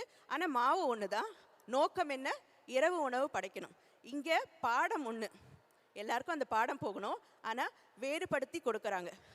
உணவு எல்லாருக்கும் போய் சேர்ந்துருச்சு, இரவு உணவு எல்லாருக்கும் போய் சேர்ந்துருச்சு, நோக்கம் நிறைவேறிடுச்சு. ஆனால் வேறுபடுத்தி நாம் கொடுக்குறோம், அதுதான் ப்ராசஸ் டிஃப்ரென்சியேஷன். இது எனக்கு வந்து ப்ராசஸ் டிஃப்ரென்சியேஷனை இதை விட எளிமையாக விளக்க தெரியல, மன்னிக்கணும். அப்புறம் வந்து அடுத்ததாக பார்த்தோன்னாக்கா இப்போ நாங்கள் என்ன பண்ணோம் அப்படின்னாக்கா ப்ராசஸ் டிஃப்ரென்சியேஷனில் செயல்பாடு பண்ணோம்.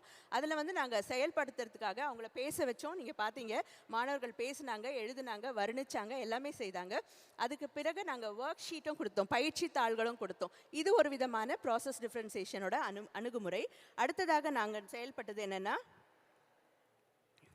கலவை முறை கற்றல், பிளெண்டட் லேர்னிங் அப்படின்னு சொல்லுவாங்க. கலவை முறை கற்றல் ஏன் அப்படின்னாக்கா, நமக்கு வந்து மாணவர்கள் எல்லாருக்கும் வந்து எல்லா மாணவர்களுக்கும் திறன் இருக்கும், எல்லார் மாணவர்களாலும் கற்க முடியும் என்பது எங்கள் சிங்கப்பூரோட கற்றல் கொள்கைகளில் ஒன்று. எல்லா மாணவர்களாலும் படிக்க முடியும். அப்போ எல்லாருக்கும் திறன் இருக்கும். சில மாணவர்களுக்கு வந்து திறன் இருக்கும், ஆனால் அவங்களால செயல்படுத்த முடியாது. சில மாணவர்களுக்கு வந்து ஒருத்தர் சொல்கிறத கேட்டு செயல்படுத்த முடியும், ஆனால் அவங்களுக்கு வந்து தாமாக சிந்திச்சு செயல்படுற திறன் இருக்காது.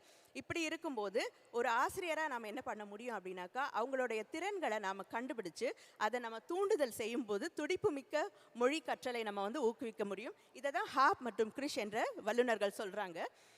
இந்த கலவை முறை கற்றல் அப்படிங்கிறது வீட்டிலிருந்து கற்றல், ஹோம் பேஸ் லேர்னிங். வீட்டிலேருந்து நம்ம ஜூம் வழியாக பண்ணுறது, இல்லைனா ஜூம் இல்லாமல் நமக்கு கொடுக்கப்பட்ட பாடத்தை பண்ணுறது, ஏசின்க்ரோனஸ் லேர்னிங் அப்படின்னு சொல்லுவாங்க. ஸோ இந்த வகையான லேர்னிங் வந்து ஒன்று ஜூம், இல்லைனா வந்துட்டு வகுப்பறையிலேருந்து கற்றல். ஒன்று வீட்டிலேருந்து கற்றுக்கொள்வது, இன்னொன்று வகுப்பறையில் கற்றல். இது ரெண்டும் சேர்ந்து படிக்கிற முறை தான் கலவை முறை கற்றல். நாங்கள் என்ன பண்ணோம்னாக்கா, வகுப்பறையில் எங்களுக்கு வாரத்துக்கு 3 பாட வேலைகள் தான் இருக்கும். அந்த 3 பாட வேலைகளில் மாணவர்களுக்கு எல்லாம் சொல்லிக் கொடுத்த பிறகு மாணவர்கள் அவங்களுக்கு தேவையான நேரத்தில் அவங்களுக்கு தேவையான வகையில் பொறுமையாக அவங்க தட்டச்சு செய்து பயிற்சி செய்து அதை வந்து எங்களுக்கு அனுப்புவாங்க. நாங்கள் வந்து அடுத்த வகுப்பு தொடங்கிறதுக்கு முன்னால் அதெல்லாம் பார்த்துட்டு சரி பண்ணிவிட்டு அவங்களுக்கு எப்படி இன்னும் சொல்லிக் கொடுக்கலாம் அப்படிங்கிறத வந்து நாங்கள் மேற்கொண்டு சொல்லிக் கொடுப்போம். அதற்கப்புறமா இப்படி தான் நாங்கள் வந்து இந்த கதை எழுதுறதை மாணவர்களிடம் ஊக்குவித்தோம். இந்த பாடம் உங்களுக்கு, எங்களோட இந்த படைப்பு உங்களுக்கு மிகவும் பிடிச்சிருக்கும் அப்படின்னு நினைக்கிறோம். உங்களுடைய குறைகள் நிறைகள் எதுவாக இருந்தாலும் தயவுசெய்து இந்த தகவல் தொழில் குறியீட்டு மூலமாக எங்களுக்கு அதை தெரிவிக்கலாம். மிக்க நன்றி. இதுவரை எங்களுடைய பகிர்வை கேட்டதற்கு மிக்க நன்றி.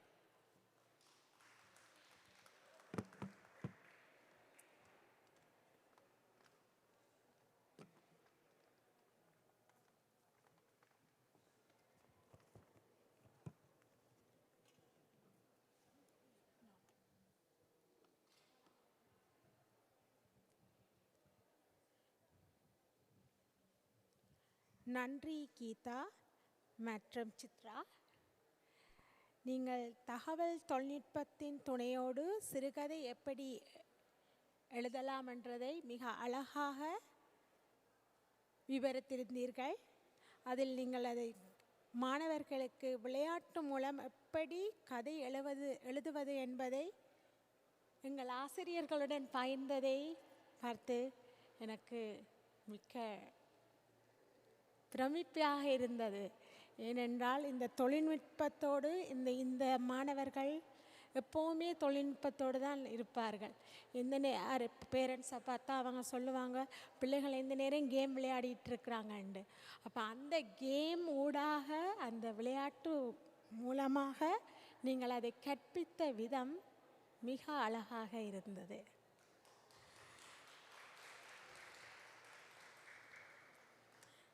அதோடு கூடிக்கற்றல், வேறுபடுத்தப்பட்ட கற்பித்தல், கலவை முறை கற்பித்தல் என்பவற்றை மிக அழகாக கூடிய நிகழ்ச்சி. சித்ரா, தேங்க்யூ, நன்றி.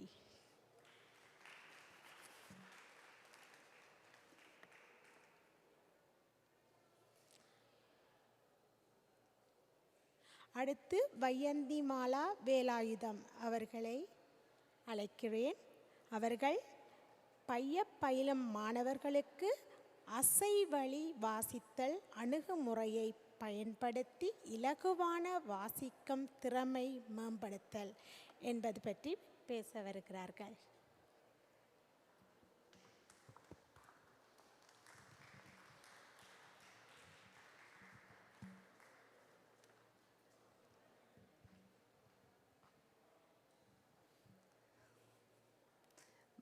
மென்மொழி என் மொழி, செம்மொழி அம்மொழி, என் தாய் வழி வந்த மொழி தமிழ்மொழி வாழிய வாழியவே.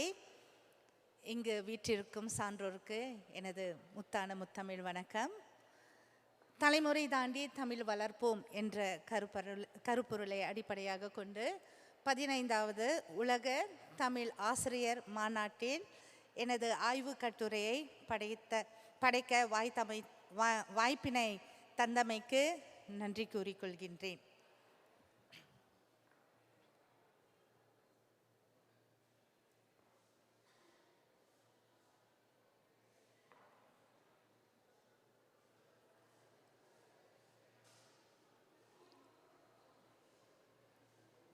அடுத்த ஸ்லைட். நான் வைஜெயந்திமாலா வேலாயுதம் மலேசிய திருநாட்டில் தமிழ் ஆசிரியராக பணியாற்றுகிறேன். எங்களுடைய நாட்டை தமிழ் கல்வியை பற்றிய சில குறிப்புகளோடு உங்களுக்கு அந்த சில குறிப்புகளை சொன்னால் மேலும் விளங்கும் அப்படின்னு நினைக்கிறேன். புலம்பெயர்ந்த தமிழர்கள் வாழும் மலேசிய நாட்டில் தமிழ் மொழி முதல் மொழியாக கற்பிக்கப்படுகிறது. மலேசியாவில் 500க்கும் மேற்பட்ட தமிழ் பள்ளிகள் இருக்கின்றன. அங்கே ஒரு பள்ளியில் நான் தமிழ் ஆசிரியராக பணியாற்றுகிறேன். இன்று நான் எடுத்துக்கொண்ட தலைப்பு பயிலும் மாணவர்களுக்கு அசைவழி வாசித்தல் திறனை மேம்படுத்துதல். அதாவது படிமுறை தமிழின் அணுகுமுறையை ஓர் உக்தியாக கொண்டு வாசிப்பை எப்படி மேம்படுத்துவது என்பது தான் என்னுடைய ஆராய்ச்சி. அதாவது படிப்புக்கு அடிப்படை வாசிப்பு. படிப்புக்கு அடிப்படை வாசிப்பு. வாசிப்பு இல்லை என்றால் எதுவுமே நடக்காது. மாணவர்கள் அடுத்த கட்ட நகர்வுக்கு செல்ல மாட்டாங்க. அந்நிலையில் முதல் மொழியாக எங்கள் தமிழ் மொழி இருக்கிறனால மலாய் மொழி ஆங்கிலம் மொழி தவிர்த்து மற்றைய ஏனைய பாடங்களை நாங்கள் தமிழ் மொழியில் தான் கற்கிறோம். அதாவது வரலாறு, அறிவியல், கணிதம், நன்னெறி போன்ற பாடங்கள் முழுக்கவும் தமிழ் மொழியில் தான் கற்றுக்கொண்டு வருகிறோம். அப்படி இருக்கையில் ஒரு மாணவன் வாசிப்பில் பின்னடைவை எதிர்நோக்கினால் அவன் எப்பொழுதுமே பின்னடைந்து கொண்டு தான் போகிறான். பின்னடைவில் தான் இருக்காரு. அந்த நிலையில் நான் இங்கே முழுக்க அசைவழி என்ற அந்த யுக்தியை பயன்படுத்தி மாணவர்களிடம் எப்படி வாசிப்பை மேம்படுத்துவது, இதுதான் என்னுடைய முதன்மை நோக்கம். அதோடு முழுக்க ஒரு ஆய்வை செய்து என்னுடைய அனுபவத்தையும் நான் கண்ட பலனையுமே உங்களோடு இங்கு பகிர்ந்து கொள்ள உள்ளேன்.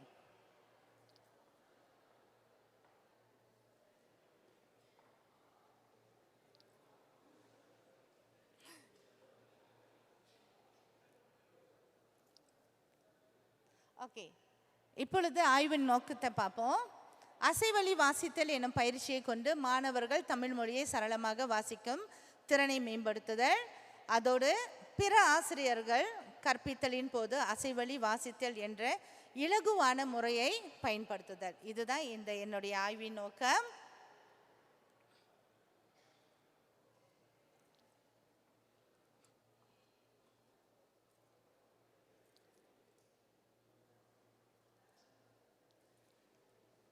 என்னை கண்டதும் பயந்துடுச்சு போல, வேலை செய்ய மாட்டேனுது.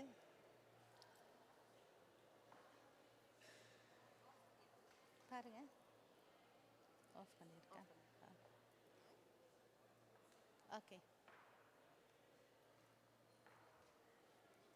சரி.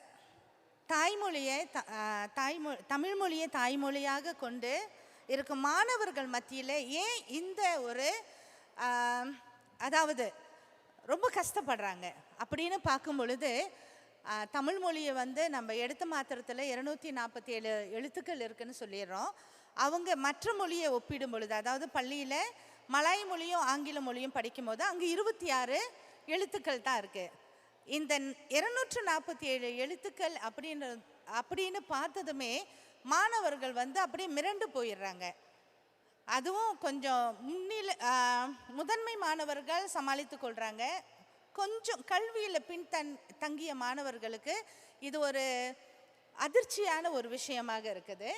அதோடு பார்த்தோம்னால் சின்ன எழுத்து, அதாவது ஒரு எழுத்தையே அறிமுகம் இல்லாத ஒரு மாணவன் நீண்ட சொற்களை வாசிப்பதற்கு ரொம்ப கஷ்டப்படுறாங்க. அதோடு அந்த சொற்கள் எழுத்துக்கள் அறிமுகம் இல்லாத போது அந்த படிக்கும் அந்த சொற்கள் அவருக்கு புரிவதில்லை. எழுத்து பிழைகளின் அடிப்படை காரணத்தை ஆசிரியர்களான நாம் சில சமயங்களை விளக்குவதில்லை. உதாரணத்துக்கு பந்து, அங்கே இனவெழுத்து வரும் பொழுது இந்த ஒலிப்பு கேட்டல் திறனை சரிவர கொண்டிராத மாணவர்கள் பந்து அப்படின்னு எழுதுவாங்க. அப்பொழுது ஆசிரியர்களான நாம் அதை திருத்துகிறோமா? இது ஒரு கேள்விக்குறி. அதோட ஒருமை பன்மை, மரம் பன்மையாக மாறும்போது ஏன் மரங்களாக மாறுது, புல் ஏன் புற்களாக மாறுது, இந்த மாதிரியான விடயங்களை மாணவர்களுக்கு ஒரு பெருத்த ஒரு புரிதலை கொடுக்க மாட்டேனுது.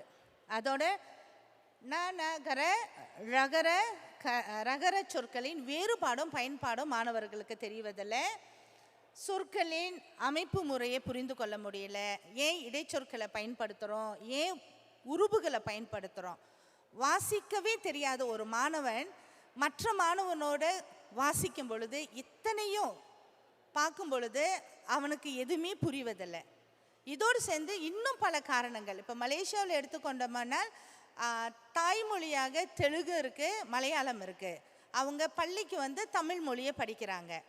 ஸோ அந்த கஷ்டமும் அவங்க எதிர்கொள்கிறாங்க. 3 இனம் இருக்கிறதுனால மலாய் மொழியும் பேசுகிறோம், ஆங்கில மொழியும் பேசுகிறோம், பள்ளிக்கு தமிழ் மொழியும் பேசுகிறோம். அப்போ அந்த மொழியின் வேறுபாடு, வாக்கியம் அமைப்பு முறை போன்ற இன்னும் பல காரணத்தினால வாசிப்பில் மாணவர்கள் பின்னடைவை எதிர்நோக்குறாங்க.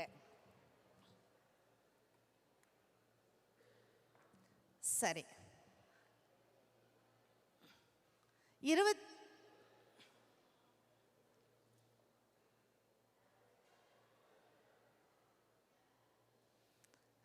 இதில் ஒரு ஸ்லைட் இல்லை, ஏன்னா கொஞ்சம் கழித்து எடுத்து அப்படின்னு பார்த்தது.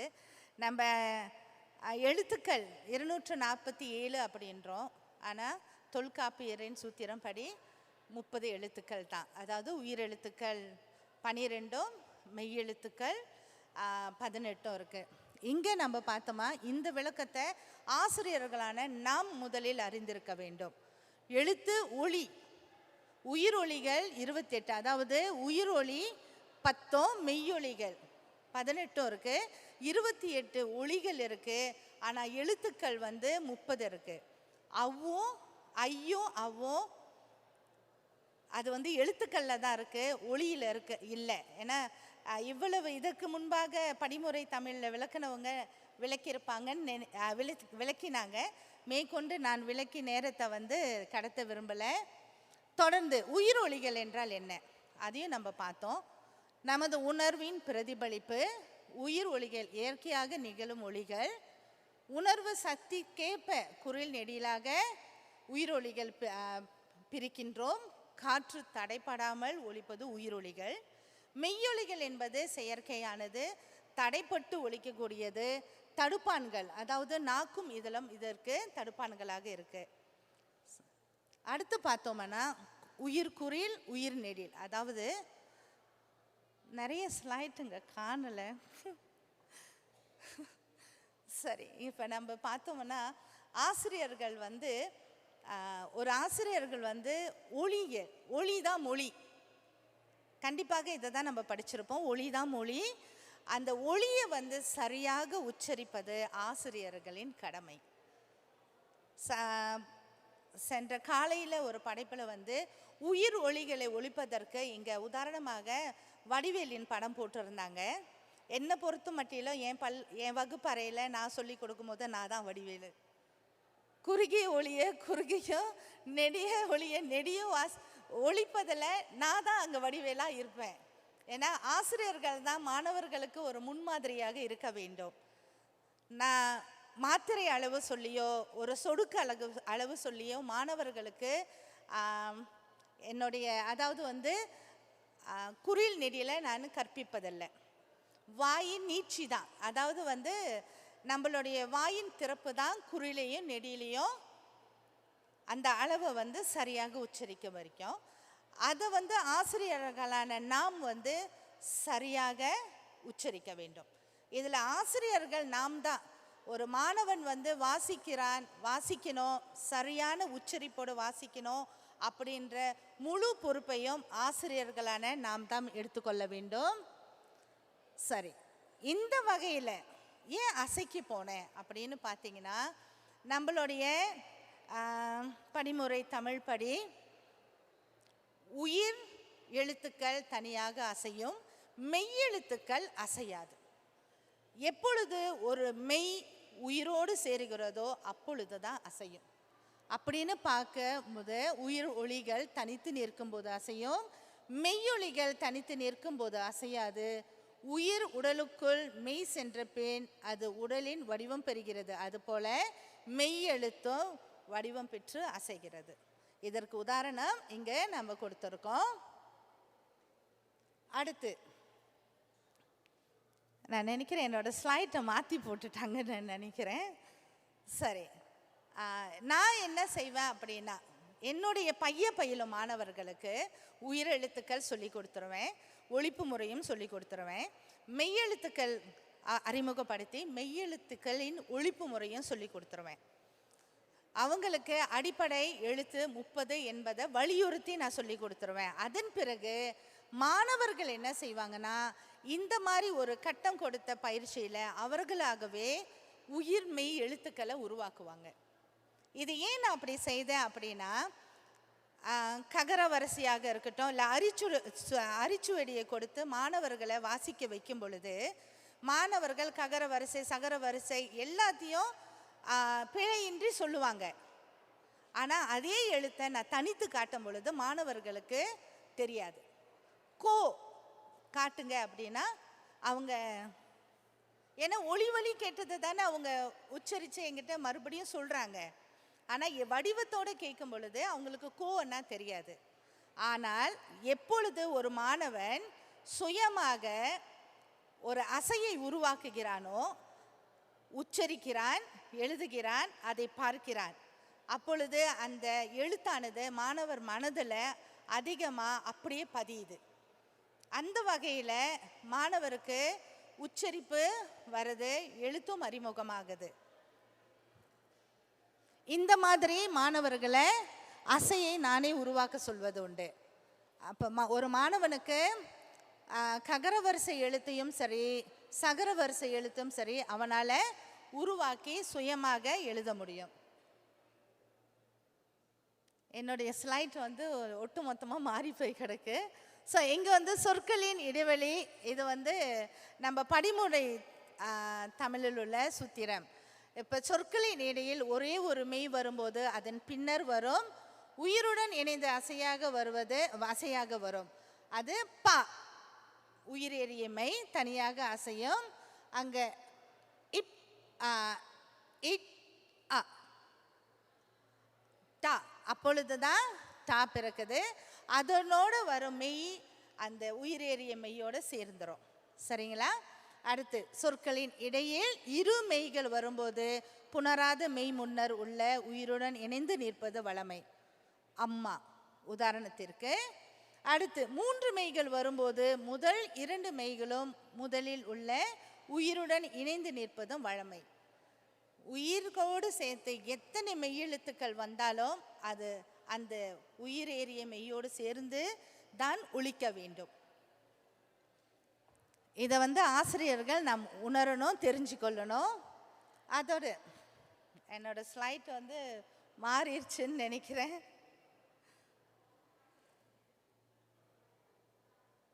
சரி, இதுதான் நான் மாணவர்களுக்கு கொடுக்குற பயிற்சி. அதாவது நான் மாணவர்கிட்ட வலியுறுத்தி சொல்கிறது என்னென்னா, அவர்களுக்கு உயிரெழுத்து உயிர்மெய் எழுத்துக்கள் தெரியும், அதோட மெய்யெழுத்துக்களும் தெரியும். எனவே நான் அதாவது மெய்யெழுத்துக்களை தனித்து வாசிக்க சொல்வதே கிடையாது. கண் கண் இதில் நான் கண்ட அனுபவம் என்னன்னா, எப்பொழுது நம்ம மெய்யெழுத்தை தனித்து சொல்கிறோமோ அது சரியான மாத்திரை அளவோடு சொல்கிறோமா அப்படி என்பது ஒரு கேள்விக்குறி. இங்கே எனக்கு தெரியல. மலேசியாவில் வந்து அந்த ஃபோனிக்ஸ் வந்து பெரும்பாலான ஆசிரியர்கள் சரியாக ஒலிக்கிறதில்ல. நாங்கள் எல்லாம், அதாவது ஆசிரியர்கள் வந்து இன் அப்படின்னு சொல்லக்கூடிய ஒரு விஷயத்தை இன் அப்படின்றோம். ஸோ மாணவர்கள் என்ன நினைக்கிறாங்கன்னா, இன் என்ற இகரத்தை சேர்த்துக்கொள்கிறாங்க. இக், இச், இட், இப் அப்படின்னு தான் ஒலிக்கிறாங்க. ஆனால் அது மெய்யெழுத்தை நம்ம அப்படி ஒலிக்க மாட்டோமே. அப்படி என்று அந்த ஒளியை வந்து கரெக்டாக ஒலிச்சாதான் வரும். இதுவே அசை வழி நீங்கள் படித்தோம்னா கண் அப்படின்ற அந்த ஒலிப்பு முறை சரியாக அமையுது. கால், கல், காய் அப்படின்னு வரும். அம்மா என்ற வார்த்தையை கூட நம்ம அம்மா அப்படின்னு படித்தாதான் சரியாக வரும். அ மா அப்படின்னு படிக்கிறது எனக்குள்ள ஒரு கேள்வி தோன்றியது. நம்ம பேசும் பொழுது கூட அசையாக தான் பேசுகிறோம். கண்டு வந்தேன், கொண்டு வந்தான், இங்கே வா. ஆனால் வாசிக்கும் பொழுது மட்டும் ஏன் நம்ம மாணவர்களை தனித்தனியாக உச்சரிக்க சொல்கிறோம்? ஒரு மாணவர்கள் குழப்பம் கொள்வதற்கான பெரிய வாய்ப்பு அங்கே இருக்குது. ஸோ எனவே என்னுடைய மாணவர்களுக்கு நான் எப்பொழுதுமே மெய்யெழுத்தை தனித்து உச்சரிக்க பழகுவதில்லை. சேர்த்து சேர்த்து சேர்த்து சேர்த்து வாசிக்கும் பொழுது அந்த மாணவன் நீண்ட எழுத்தை கூட, நீண்ட சொல்லக்கூட மிக சுலபமாக வாசித்து விடுகிறான். உதாரணத்துக்கு பல்கலைக்கழகம் அப்படி என்று தான் வாசிப்பாரே தவிர ப க லை க ல கம் என்று பிரித்து வாசிப்பதே இல்லை. ஏனென்றால் பிரித்து பிரித்து வாசிக்கும் பொழுது அங்கே வரும் ஒளி தடைப்படுது. தடைப்படும் ஒளி சரியான மொழியாக ஒருவரிடம் சென்று சேருவதில்லை. இதன் அடிப்படையில் என் வகுப்பு மாணவர்கள் ஒரு 7 மாணவர்கள் வந்து பயிலும் மாணவர்களாக இருந்தாங்க. அவங்களுக்கு இந்த மாதிரியாக கலரில் வர்ணத்தில் பிரித்து வாசிக்க சொல்லும் பொழுது அவங்களுடைய வாசிப்பு, அதாவது அந்த பிழைகளை என்னால் நிவர்த்தி செய்ய முடிந்தது. வாசிப்பு திறனை மேலும் மேம்படுத்த முடிஞ்சது.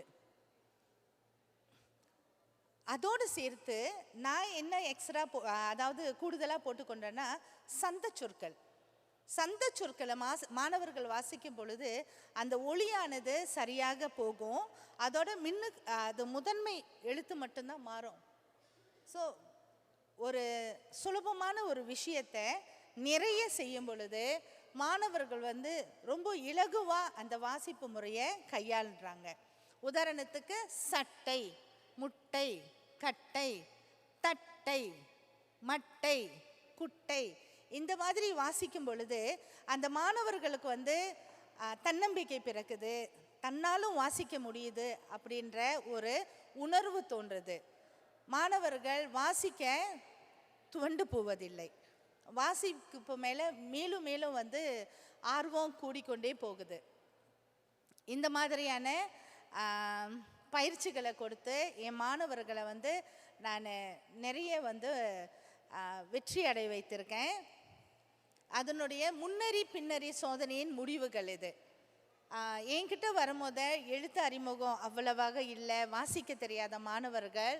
அந்த 7 மாணவர்களில் அதாவது என்னுடைய கற்றலுக்கு பிறகு, கற்பித்தலுக்கு பிறகு வீட்டுக்கு சென்று பெற்றோர்களின் துணையோடு இன்னும் மேற்கொண்டு வாசிக்கும் மாணவர்கள் சொற்றொடர், சிறு சிறு வாக்கியங்கள் வாசிக்கிற அளவுக்கு வந்திருக்காங்க. அதன் அடிப்படையில் பார்த்தீங்கன்னா ஒரு 2வது மாணவர், 3வது, 4வது, 5, 6வது மாணவர்கள் வந்து ஓரளவுக்கு ஒரு அடைவு நிலையை வந்துட்டாங்க.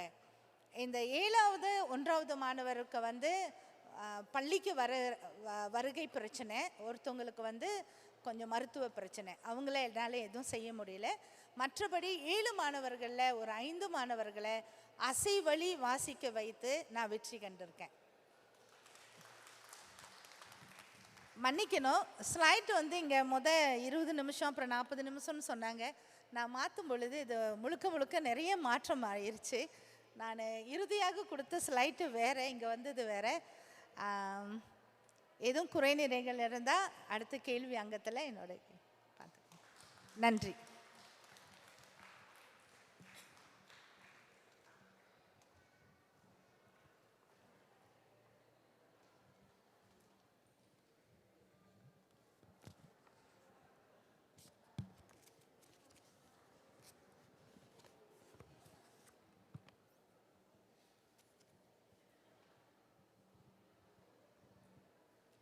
நன்றி வையந்தி மாலா அவர்களே. தலைமுறை தாண்டி தமிழ் வளர்ப்போம் என்ற தலைப்பில் அசைவழி மூலம் வாசிப்பை எப்படி மேம்படுத்தலாம் என்பதை மிக அழகாக கூறினீர்கள். நன்றி.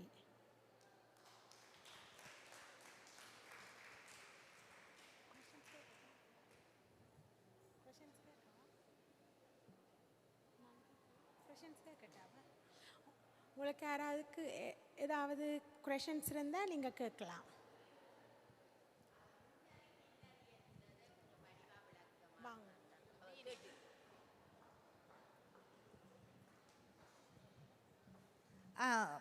வணக்கம். முன்னறி சோதனை என்பது நான் அந்த மாணவர்களை, அதாவது எந்த அடைவு நிலையில் இருக்காங்கன்றத மாணவர்களை படிக்க வச்சு எடுத்தது. அதற்கு பின்னால், அதாவது அசைவழி கற்பித்தல் என்ற அணுகுமுறையை பயன்படுத்தி அதுக்கப்புறம் எடுக்கப்பட்ட சோதனை தான் பின்னறி சோதனை.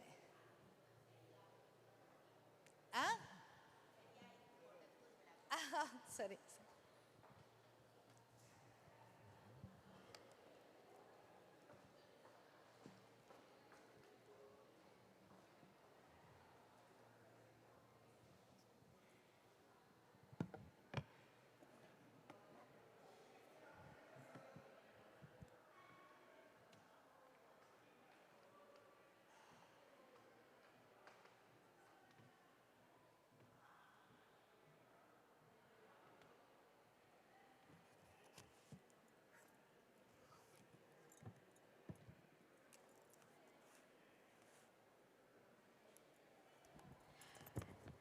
நன்றி திருமதி மலர்வெளி. இந்த கட்டுரை பறையேற்றத்தை தலைமை தாங்கி அவரோடு இந்த கட்டுரை பறையேற்றத்தில் பங்கேற்ற திருமதி சிந்துஜா தவராஜா மற்றும் கீதா முத்து, திருமதி கீதா முத்து அவருடன் இணைந்து திருமதி தணிகவேல் சந்திரா அவர்களும் பங்கேற்றிருந்தார். அவரைத் தொடர்ந்து திருமதி வைஜெயந்தி மாலா வேலாயுதம் அவர்களும் பங்கேற்றிருந்தார். இவர்களுக்குரிய சான்றிதழை இப்பொழுது வழங்க இருக்கின்றோம். அதற்கு திருமதி மலர்வெளி இளங்குமரன் அவர்களை மேடைக்கு வருகை தர சொல்லி கேட்டுக்கொள்கின்றேன்.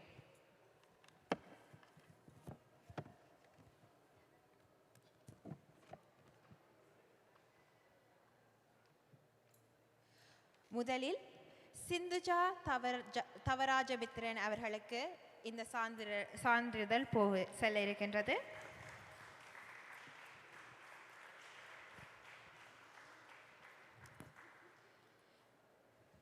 அவரைத் தொடர்ந்து திருமதி கீதா முத்துக்குரிய சான்றிதழ் இதோ. இந்த சான்றிதழை திருமதி தணிகவேல் சந்திரா அவர்களும் இணைந்து பெற்றுக்கொள்ளுமாறு கேட்டுக்கொள்கின்றேன். உங்களுடைய சான்றிதழ் தொடர்ச்சியாக நாங்கள் எடுத்து வருவோம்.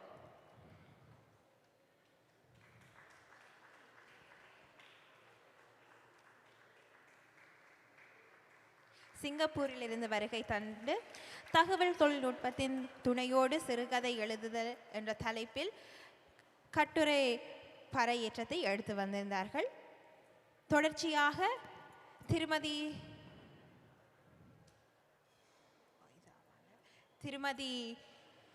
வைஜெயந்தி மாலா வேலாயுதம் பிள்ளை மலேசியாவிலிருந்து வருகை தந்து பைபிளும் மாணவர்களுக்கு அசைவழி வாசித்தல் அணுகுமுறையை பயன்படுத்தி இலகுவான வாசிக்கும் திறனை மேம்படுத்தல் என்ற தலைப்பில் கட்டுரை பறையேற்றியிருந்தார்.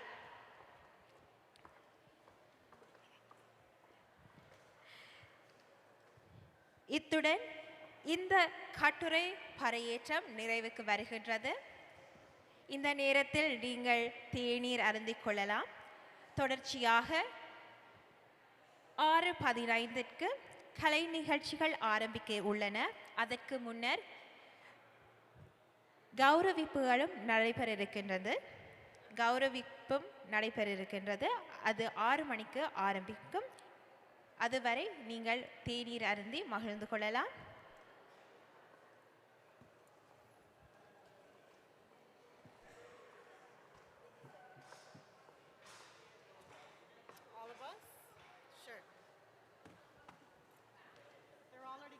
Okay, don't worry. Can we get all the presenters that just presented in front of the stage? திருமதி வைஜெயந்தி மாலா மற்றும் திருமதி கீதா முத்து மற்றும் திருமதி தணிகவேல் சித்ரா மற்றும் சிந்து தவராஜாவை மேடைக்கு அழைக்கின்றோம் ஒரு புகைப்படம் எடுப்பதற்கு.